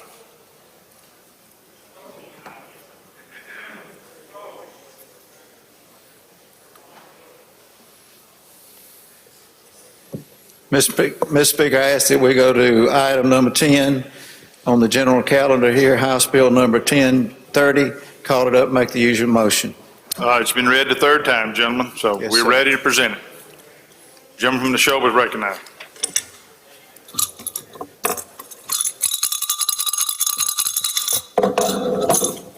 Ladies and gentlemen of the House, y'all probably heard a lot about this bill, House Bill 1030. This is the name, image, and likeness bill for college athletes, college student athletes in the state of Mississippi. Bill is very straightforward on what it does, ladies and gentlemen, but I will give you a brief overview of it. Basically, what it does, this is Section 1 just establishes the Mississippi Intercollegiate Athletics Compensation Rights Act. Section 2 defines the terms that are used in the acts. Section 3 basically is where we start. It creates a mechanism by which a student athlete in the state of Mississippi at any university, he can contract with an agent for his name, image, or likeness to be used in promotion of him or a product, and he be compensated for that. Okay? So let me just give you a brief history on the background of how we got to where we are today with this bill. Several years ago, there was a federal lawsuit filed, antitrust suit, they called it the O'Bannon lawsuit, and basically it said that a student athlete at that time had sued, and federal courts ruled that he could not be compensated. Well, Congress never acted on passing anything in this antitrust lawsuit, so states have taken it on their own now, from what I understand, to do this, to pass this. What brings us to this bill today is this. Florida has already passed this bill, okay? Goes into effect in July of this year. They passed it in July, or passed it in 2019, I think. Goes into effect July of this year. Other surrounding states, legislatures are looking at this. Southeastern Conference schools are looking at this in these states. What this does, if we do not pass this, and ladies and gentlemen, I will tell you, this is probably one of those things that this legislature chooses to move forward and pass this. It's one of those things that we, as the old saying goes, we probably need to just hold our nose and support it. It's not something maybe we all want or all like, but the universities are not in disagreement with it. But what it does, it puts us at a recruiting disadvantage, not only athletically in our universities, but academically also. So basically what the bill does, it gives the student athlete the right to retain an agent to be compensated for his name, image, or likeness. His name, image, or likeness in this bill can't be used for the promotion of alcohol, tobacco, things like that, specified in the bill. It provides immunity to the college student athlete if his name, image, or likeness is used without his consent, that he does have recourse well, that's in an amendment I'm going to offer, will have recourse to address that. That's what the bill does, ladies and gentlemen. There's some other things in there, but it basically gives this student athlete the right to be compensated for his name, image, and likeness. And Mr. Speaker, I do have an amendment at the proper time. You're recognized for an amendment. Okay, I think the clerk has the amendment. Do you have it, Madam Clerk? Okay, what it does, ladies and gentlemen, on line 305, it just says, as I described, that if his name, image, or likeness is used without his consent, that he does have recourse against that individual or entity that used his name, image, or likeness without his consent. And that's what this amendment does, Mr. Speaker. Questions on the amendment? I don't see any. If you favor the amendment, indicate by saying aye. Opposed, nay. The ayes have it. Anything further on the bill? I do have one more amendment, Mr. Speaker, before I call for final passage.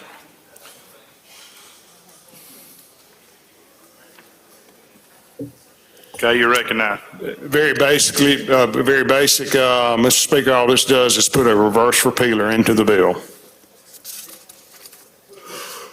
This amendment.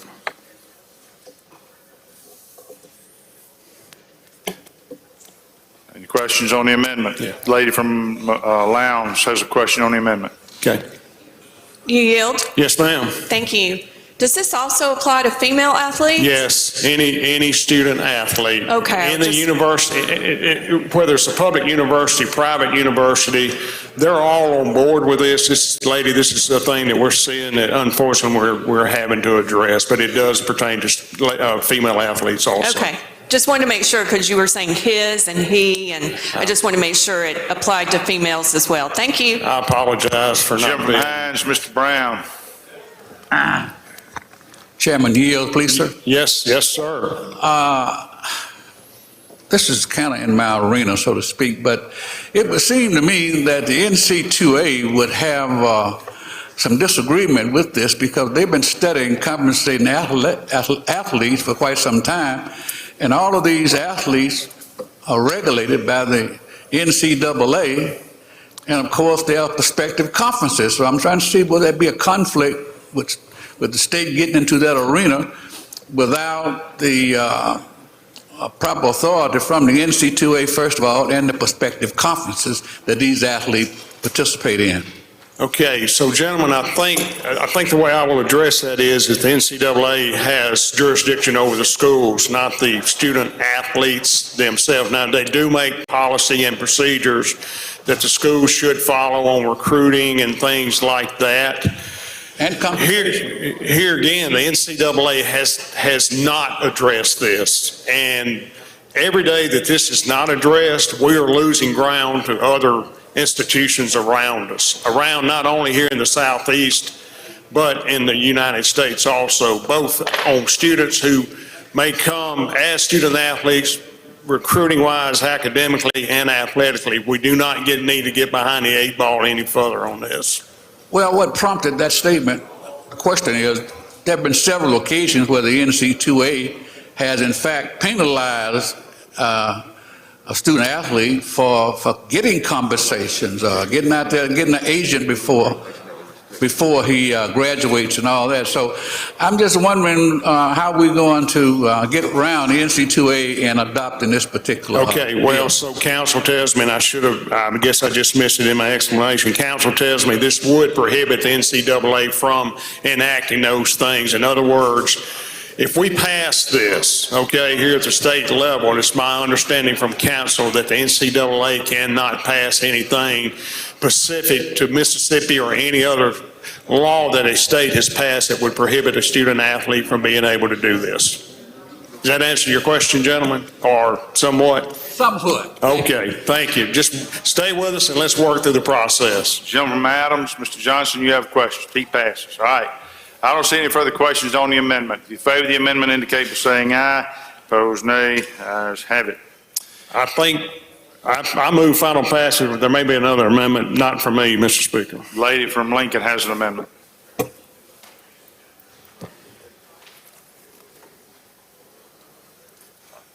Thank you, Mr. Speaker. Mr. Chairman, I would like to add an amendment to this bill. It'll be called the Mississippi Fairness Act to require any public school, public institution of higher learning, or institution of higher learning that is a member of the NCAA, NAIA, MHSAA, or NJCCA to designate its athletic team and sports according to biological sex. Interscholastic or intramural athletic teams or sports that are sponsored by a public primary or secondary school or any school that is a member of the Mississippi High School Activities Association or public institution of higher education or any higher education institution that is a member of the ones that I said before shall be expressly designated as one of the following based on biological sex: men or boys, female, women or girls. Co-ed or mixed athletic team, or sports designated for females, women, or girls shall not be open to students of male sex. If disputed, a student may establish his or her sex by presenting a signed physician statement which shall indicate the student's sex based solely upon the student's internal or external reproductive anatomy, the student's normal endogenously produced levels of testosterone, and an analysis of the student's genetic makeup. And that's my explanation of the amendment. Any questions? A lady from Hines, Ms. Yates. Mr. Speaker, I raise a point of order under Rule 35. Okay. Set the bill aside. Lady, you need to put your point of order in writing and bring it forward. All right. We'll set the bill aside. Ladies and gentlemen, this would probably be a good time for us to take our lunch break. We will meet during the lunch hour and try to figure out where we're going, or at least how much we have left. Chairman, I need to know from you on the calendar what bills to remain on the calendar, what you plan to do with them. I know we have some still on the motion to reconsider calendar, and we have the remaining bills on the general calendar. So if you have one of those bills, and not many left, only about 12, I need to hear from each chairman if they plan to take that bill up or not. Trying to get a feel for what we got left, ladies and gentlemen. So any announcements, Madam Clerk, before we depart? Announcements by the members. Jim from Home, Mr. Clark. Thank you, Mr. Speaker. Mr. Speaker. COVID. Unanimous consent request, Mr. Speaker. Yes, sir. On today's calendar, item number 15, on the motion to reconsider calendar, House Bill 1013, asks for unanimous consent to change my decimate's vote from yes to no. Any objection? Change the vote. Gentleman from DeSoto, Mr. Eubanks. Yes, thank you, Mr. Speaker. Are we changing votes for now or wait until the end of the day? You can do it now. Okay, thank you, sir. With unanimous consent, I would like to change my vote on House Bill 1253 from yes to no. Any objection? Change the vote. All right. I don't see any further announcements. There's one. Gentleman from Lowndes, Mr. Wright. Mr. Speaker, I'd like to change my vote on House Bill 287 from yea to nay. Any objection? Change the gentleman's vote. All right. I don't see anything further. Gentleman from Octavia Hall for the motion. Mr. Speaker, I move that we recess until 1:30. All in favor say aye. Opposed nay. The ayes have it. House in recess till 1:30.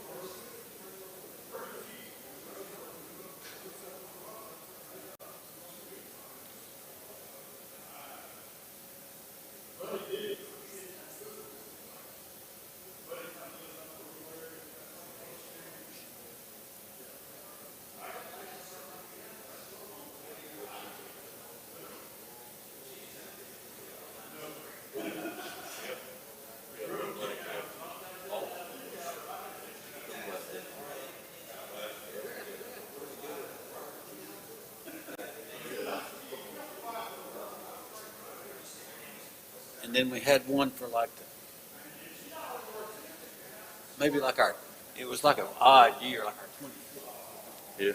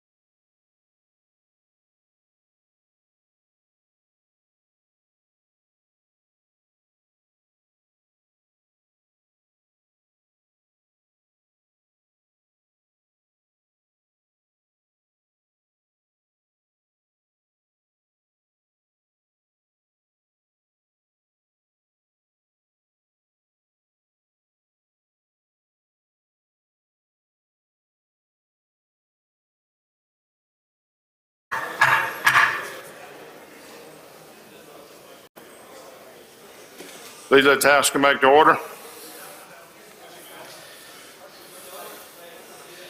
We return to the general calendar. I think we had made our way down to item 11. That would be ports.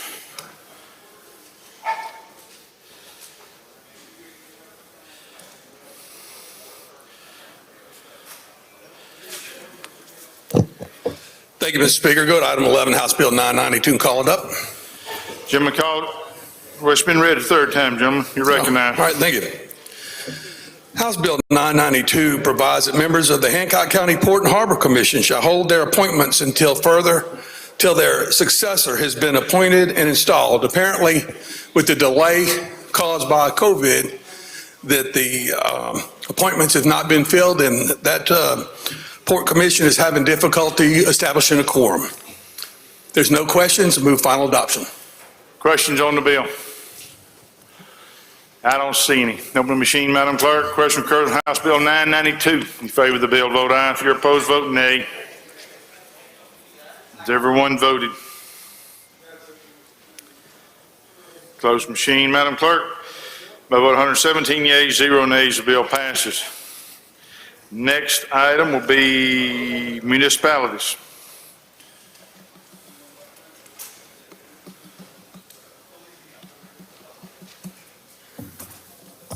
Thank you, Mr. Speaker. I'd like to call up General Calendar number 12, House Bill 842. You're recognized. Ladies and gentlemen, this is the same bill we passed out of the House last session. It is a amendment to the reverse auction bill that allows our local municipalities and our local county boards of supervisors to opt out of the reverse auction if they deem it is necessary and more beneficial for them to do so. In some cases, you've got bulk items such as maybe gravel from a local area that is a short haul or something like that, and it's more beneficial for them to go out for bids in other forms like they have always done. But they have to spread it on the minutes of their meeting. They have to justify why they're doing so. But this is just basically giving some authority back to our local governments to do what's best in their particular area. And that's the explanation of the bill. Questions on the bill? Move final passage. I don't see any. Open the machine, Madam Clerk. Question occurs on 842. If you favor the bill, vote aye. If you're opposed, vote nay. Everyone voted. Everyone voted. Close the machine, Madam Clerk. By vote 109 yeas, 8 nays, the bill passes. Next item is elections. All right, thank you, Mr. Speaker. I'd like to go to item number 13, House Bill 195. You're recognized. Have a couple of amendments. Okay.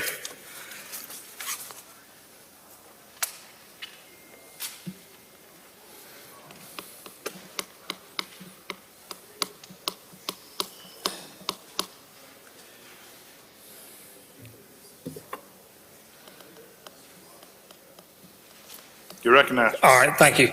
Amendment number 1, on line 52, the bill is amended by striking the language after the period and through line 54, and that is simply removing the language that the attorneys decided was not necessary because of the things the bill was doing. If the bill is passed, that doesn't need to be in there. Questions on the amendment? I don't see any. If you favor the amendment, indicate by saying aye. Opposed, nay. The ayes have it. Anything further? Yes, amendment number 2. Okay. Amendment number 2 does make a substantive change to what we are attempting to do. In amendment number 2, I want to just read you the language that's being added. Is notwithstanding the foregoing 2-year residency requirement for holding a municipal office, a candidate seeking to represent a ward need only to be a resident of the municipality for 2 years prior to the day of the election, but he or she needs to be a resident for 2 years, and he or she needs to be a resident of the ward at the time they qualify for office. And this would correct the problem that or question that has been created about whether you have to live in your ward for the full 2 years before you qualify, other than, as been in the practice in the past, you had to live in the city for 2 years and you have to live in your ward when you qualify. And this would correct that to where, and make it clear that you have to live in the city for 2 years, but you just have to live in your ward when you qualify for office. And that's what the amendment does. No further.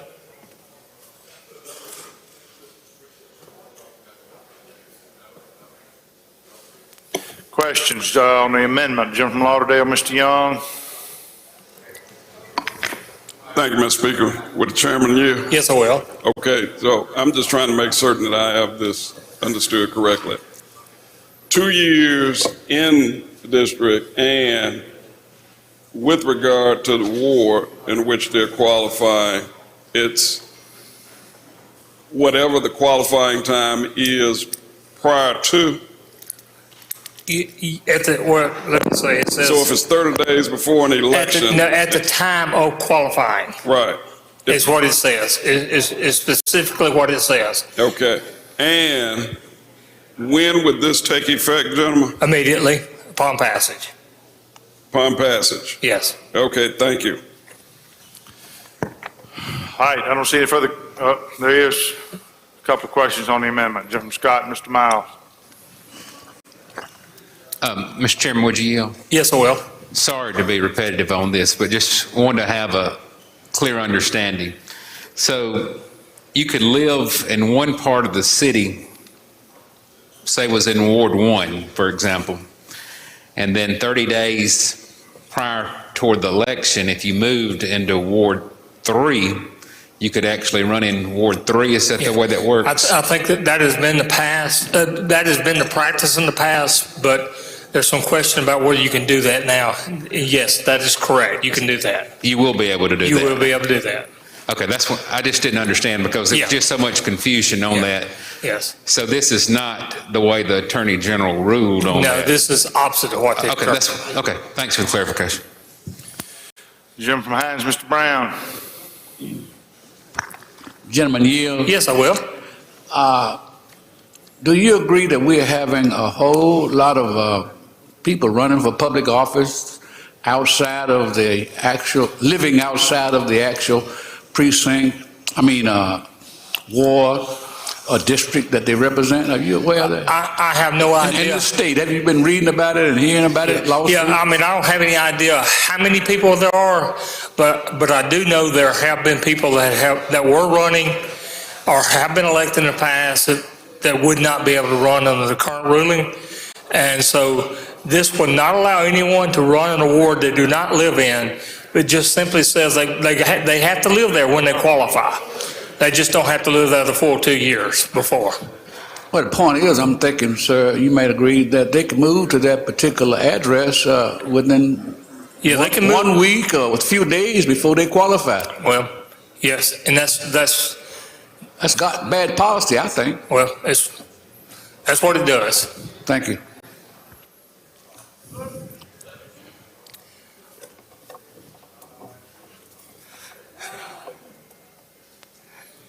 Gentleman from Tallahatchie, Mr. Reynolds. Mr. Chairman, wouldn't you agree that Yes. this was what the intent of the legislature was, as we thought, as we passed the bill last year, that this is what we thought we were doing? Isn't this correct? What you're doing is giving effect to what the legislature thought it was doing, and not a clause that we thought applied to other things other than municipal offices. Exactly.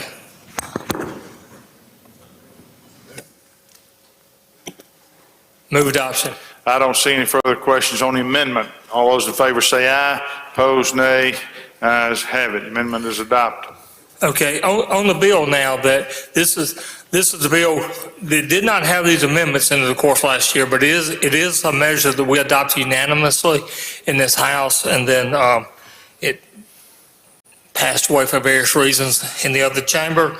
But what it simply does, if you're a small municipality with under 2,500 people, and you have a special election, that you do not have to have a polling place in all the different wards that you're allowed to have a single polling place. It provides for protection for the voters and so that you're having to give notice by publication of what you're doing. You have to give notice by physical means of what you're doing. So it'll be clear, including if someone shows up at what is normally their polling place, they will be referred to the city hall or where the election is being held. So it's simply a measure to save money for small municipalities and allow them to have a single polling place for these special elections if their town has less than 2,500 people.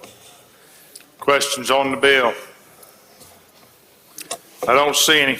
Open the machine, Madam Clerk. Question occurs on House Bill 195. If you favor the bill, vote aye. If you're opposed, vote nay. Has everyone voted? Has everyone voted? Close the machine, Madam Clerk. By vote 110 yeas, 6 nays, the bill passes. Brings us to transportation. Thank you, Mr. Speaker. Call up House Bill 328 and make a usual motion. The Chairman calls the bill up, moves the rules be suspended. Bill considered in gross read the third time, placed on final passage. All in favor say aye. Opposed nay. The ayes have it. Gentleman's recognized. Ladies and gentlemen, House Bill 328 is for the Board of Supervisors in any county to contract with MDOT to perform maintenance on the state or the interstates. And they don't have to do that. It's just allowing them if they want to do that. And that's the explanation. Questions on the bill? I don't see any. Open the machine, Madam Clerk. Question occurs on House Bill 328. You favor the bill, vote aye. If you're opposed, vote nay. Has everyone voted? Close the machine, Madam Clerk. By vote 118 yeas and 1 nay. The bill passes. Next item, agriculture. Passes. Next item, accountability. Passes. Next item, accountability. Passes. The chairmen of 18, 19, 20, 21 have passed. That brings us to number 22, accountability. He passes. All right. We're going to take a suspension of business right now. Check our calendar, make sure we've done all we need to do. So, gentleman, Mike Tibby-Hall, can I get a motion to recess subject to call? Thank you, Mr. Speaker. Motion to recess, subject to call. Before I put the motion, Gentleman Newton, did you have something? Yes, Mr. Speaker, on that last bill, I inadvertently voted the gentleman from Covington. a nay, Covington, Okay. and should have been We'll a record yea. a yes vote. Thank you. Gentleman from Knox be Mr. Mickens.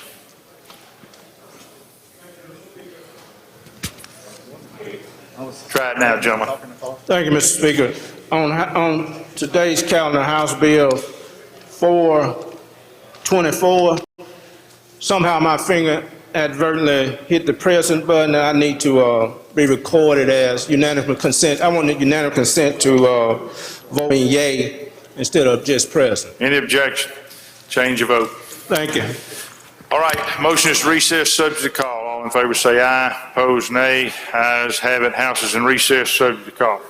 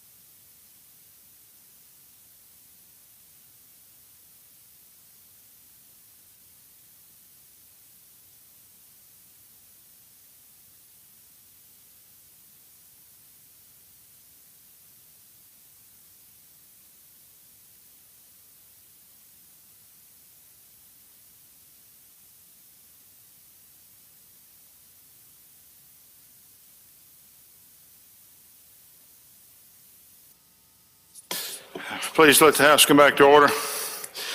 Thank you, ladies and gentlemen, for your patience. We needed to consult with all the chairmen who had items remaining on the calendar to see where we are. So I think we're about ready to finish business. Lady from Lincoln, what purpose you seek recognition?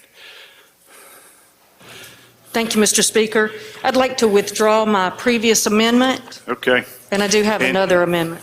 Okay. Any objection? Hearing none, we will do that. We will go to item 9 on the general calendar. The Chairman of Corrections has an item he wants to take up. Gentleman's recognized. Excuse me, gentlemen. Try it now. Thank you, Mr. Speaker. I call up item 9, House Bill 466, and advance the usual motions. Gentleman calls the bill up, moves the rules be suspended, bill considered in gross read the third time, placed on final passage. All in favor say aye. Opposed, nay. The ayes have it. Gentleman's recognized. Thank you, Mr. Speaker. What this bill does is the same thing we did last year, sent the bill over to the Senate, taking $2.5 million out of the Inmate Welfare Fund for reentry purposes. The bill died in the Senate last year, and we're sending it over. Hopefully, we can get it through this year. That's the explanation of the bill. Any question? I don't see any.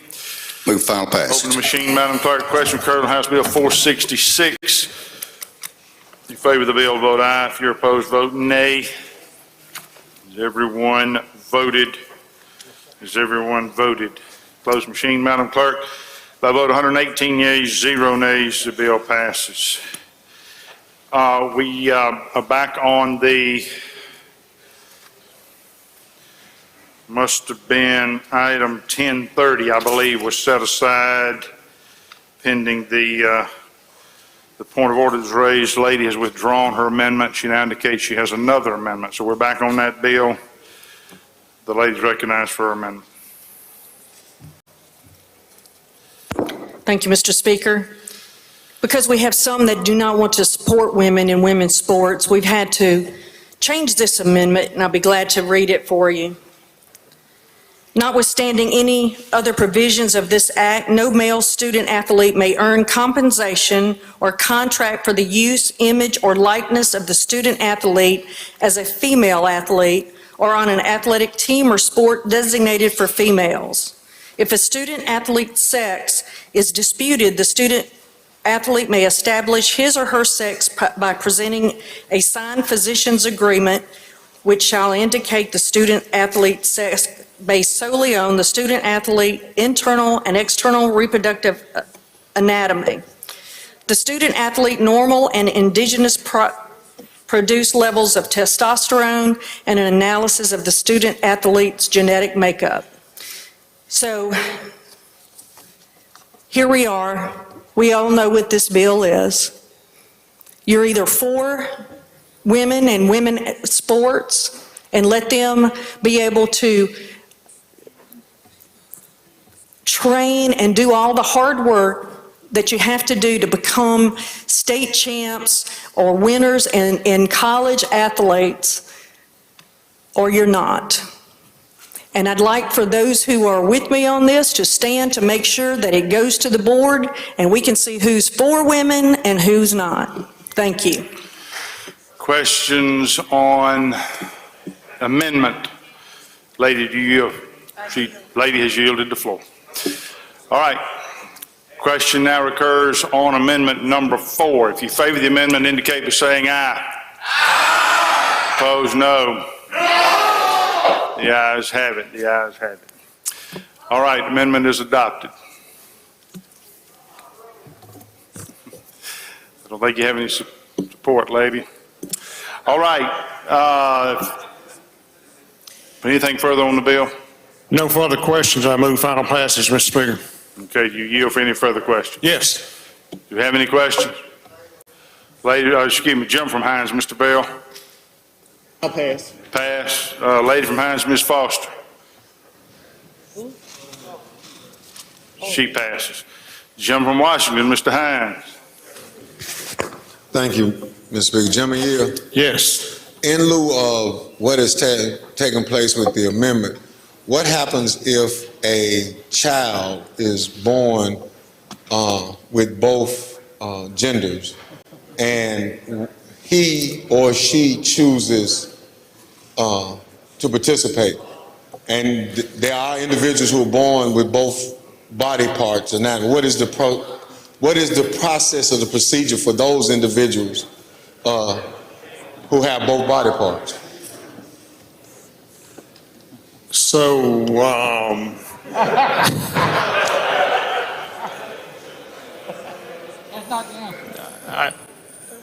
gentlemen, I guess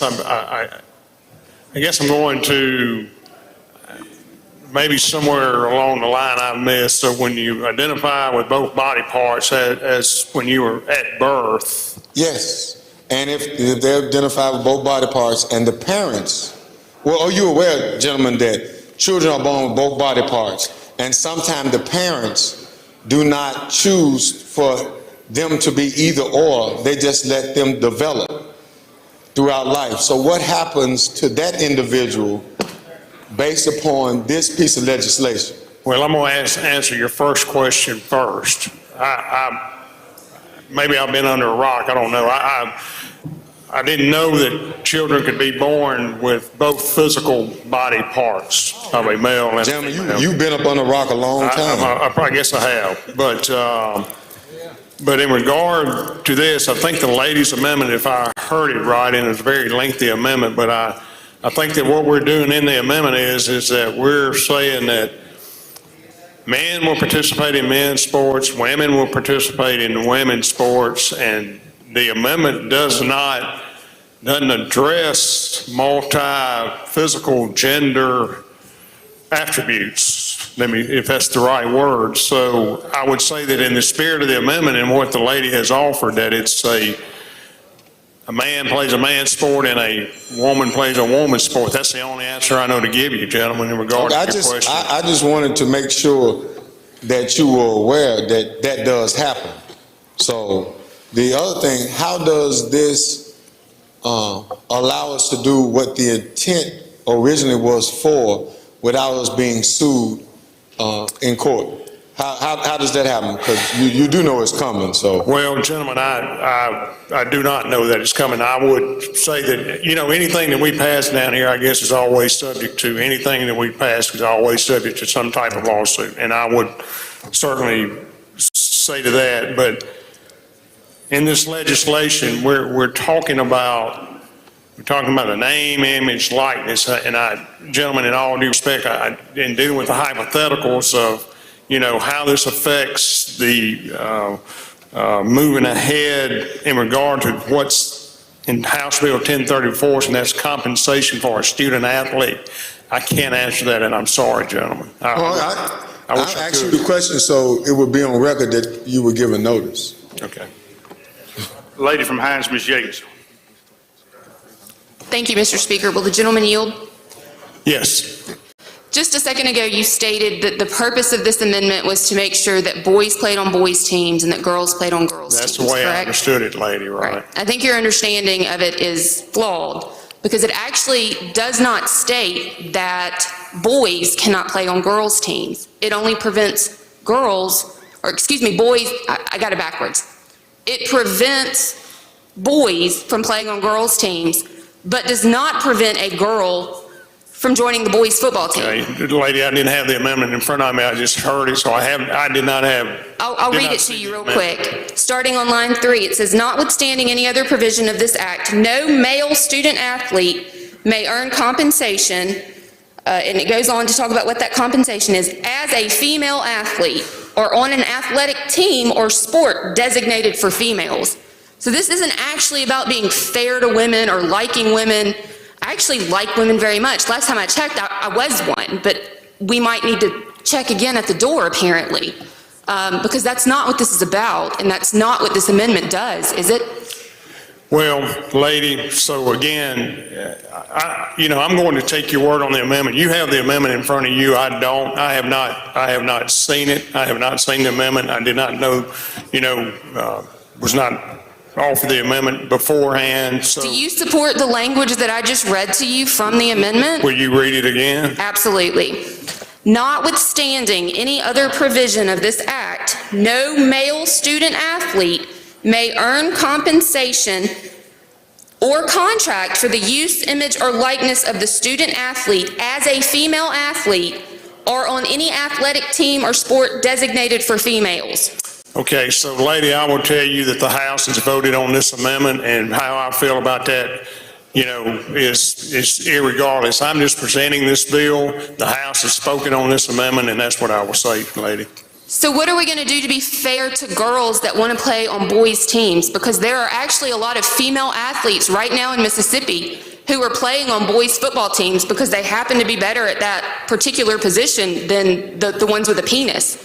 So how are we going to keep it fair for them in that situation? Well, lady, in the spirit of what the lady presented as an amendment, and here again, you know, to sit up here and answer questions like that when I don't have it in front of me, and you've read it, you're a learned attorney and all of that, I've got to digest that kind of stuff. So it's really... I feel like they would hand you a copy if you wanted to read it. Well, I can do that. We can suspend business, Mr. Speaker.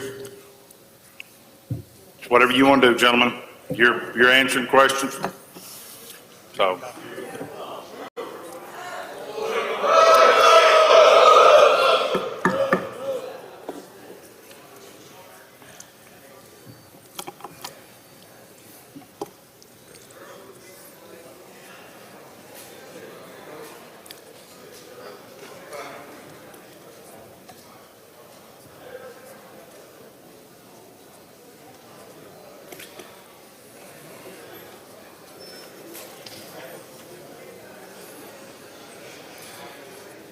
Gentlemen. Yes, Mr. Speaker.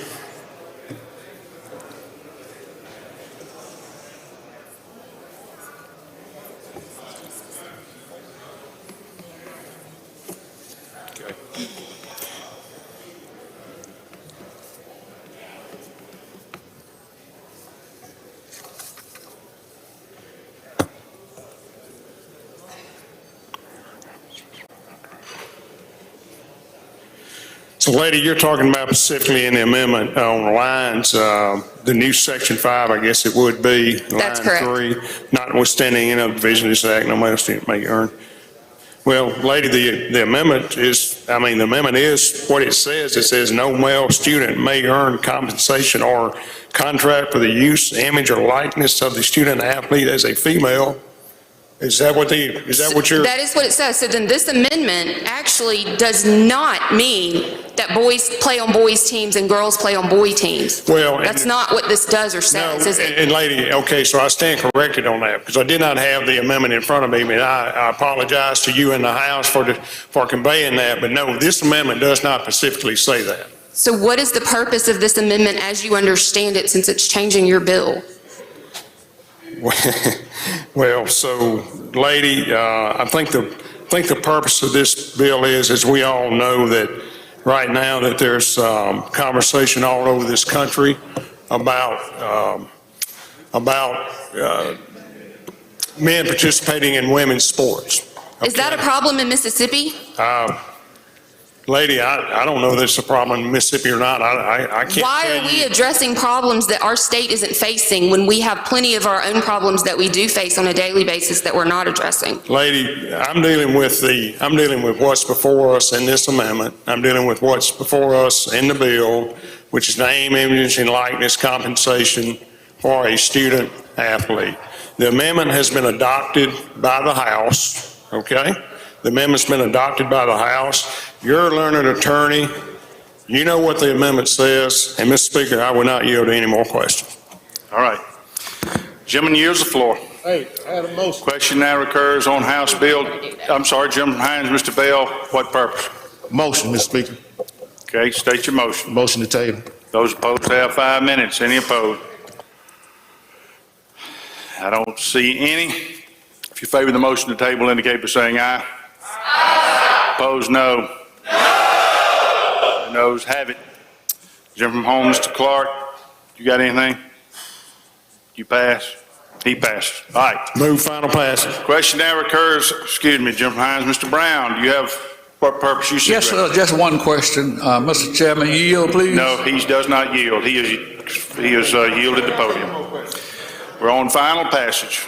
Open the machine, Madam Clerk. Question occurs on House Bill 1030. If you favor the bill, vote aye. If you're opposed, vote nay.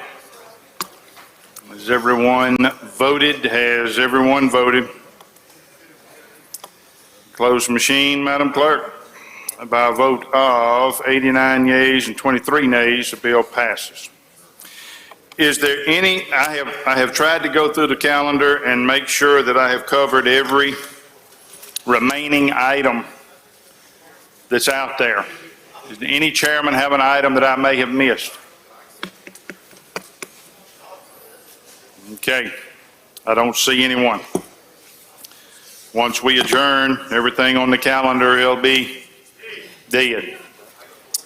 All right, I don't see anyone else. Announcements, Madam Clerk. Announcements by the members. Jim from Holmes, Mr. Clark. Mr. Speaker,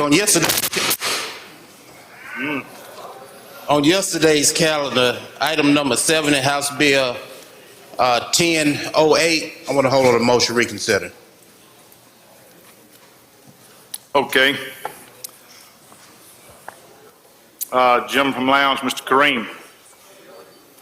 Thank you, Mr. Speaker. I need unanimous consent to change my vote on 287 from present to yes. Any objection? Change the gentleman's vote. Jim from Lee, Mr. Thompson.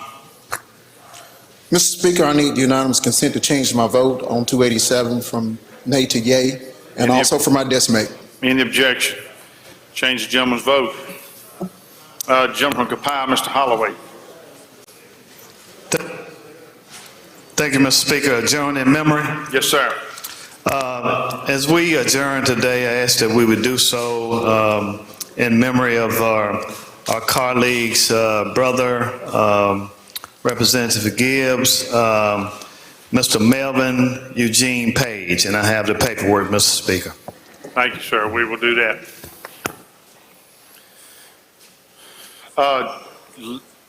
Lady from Jones, Ms. Robbins. 1326 from no to yes. Any objection?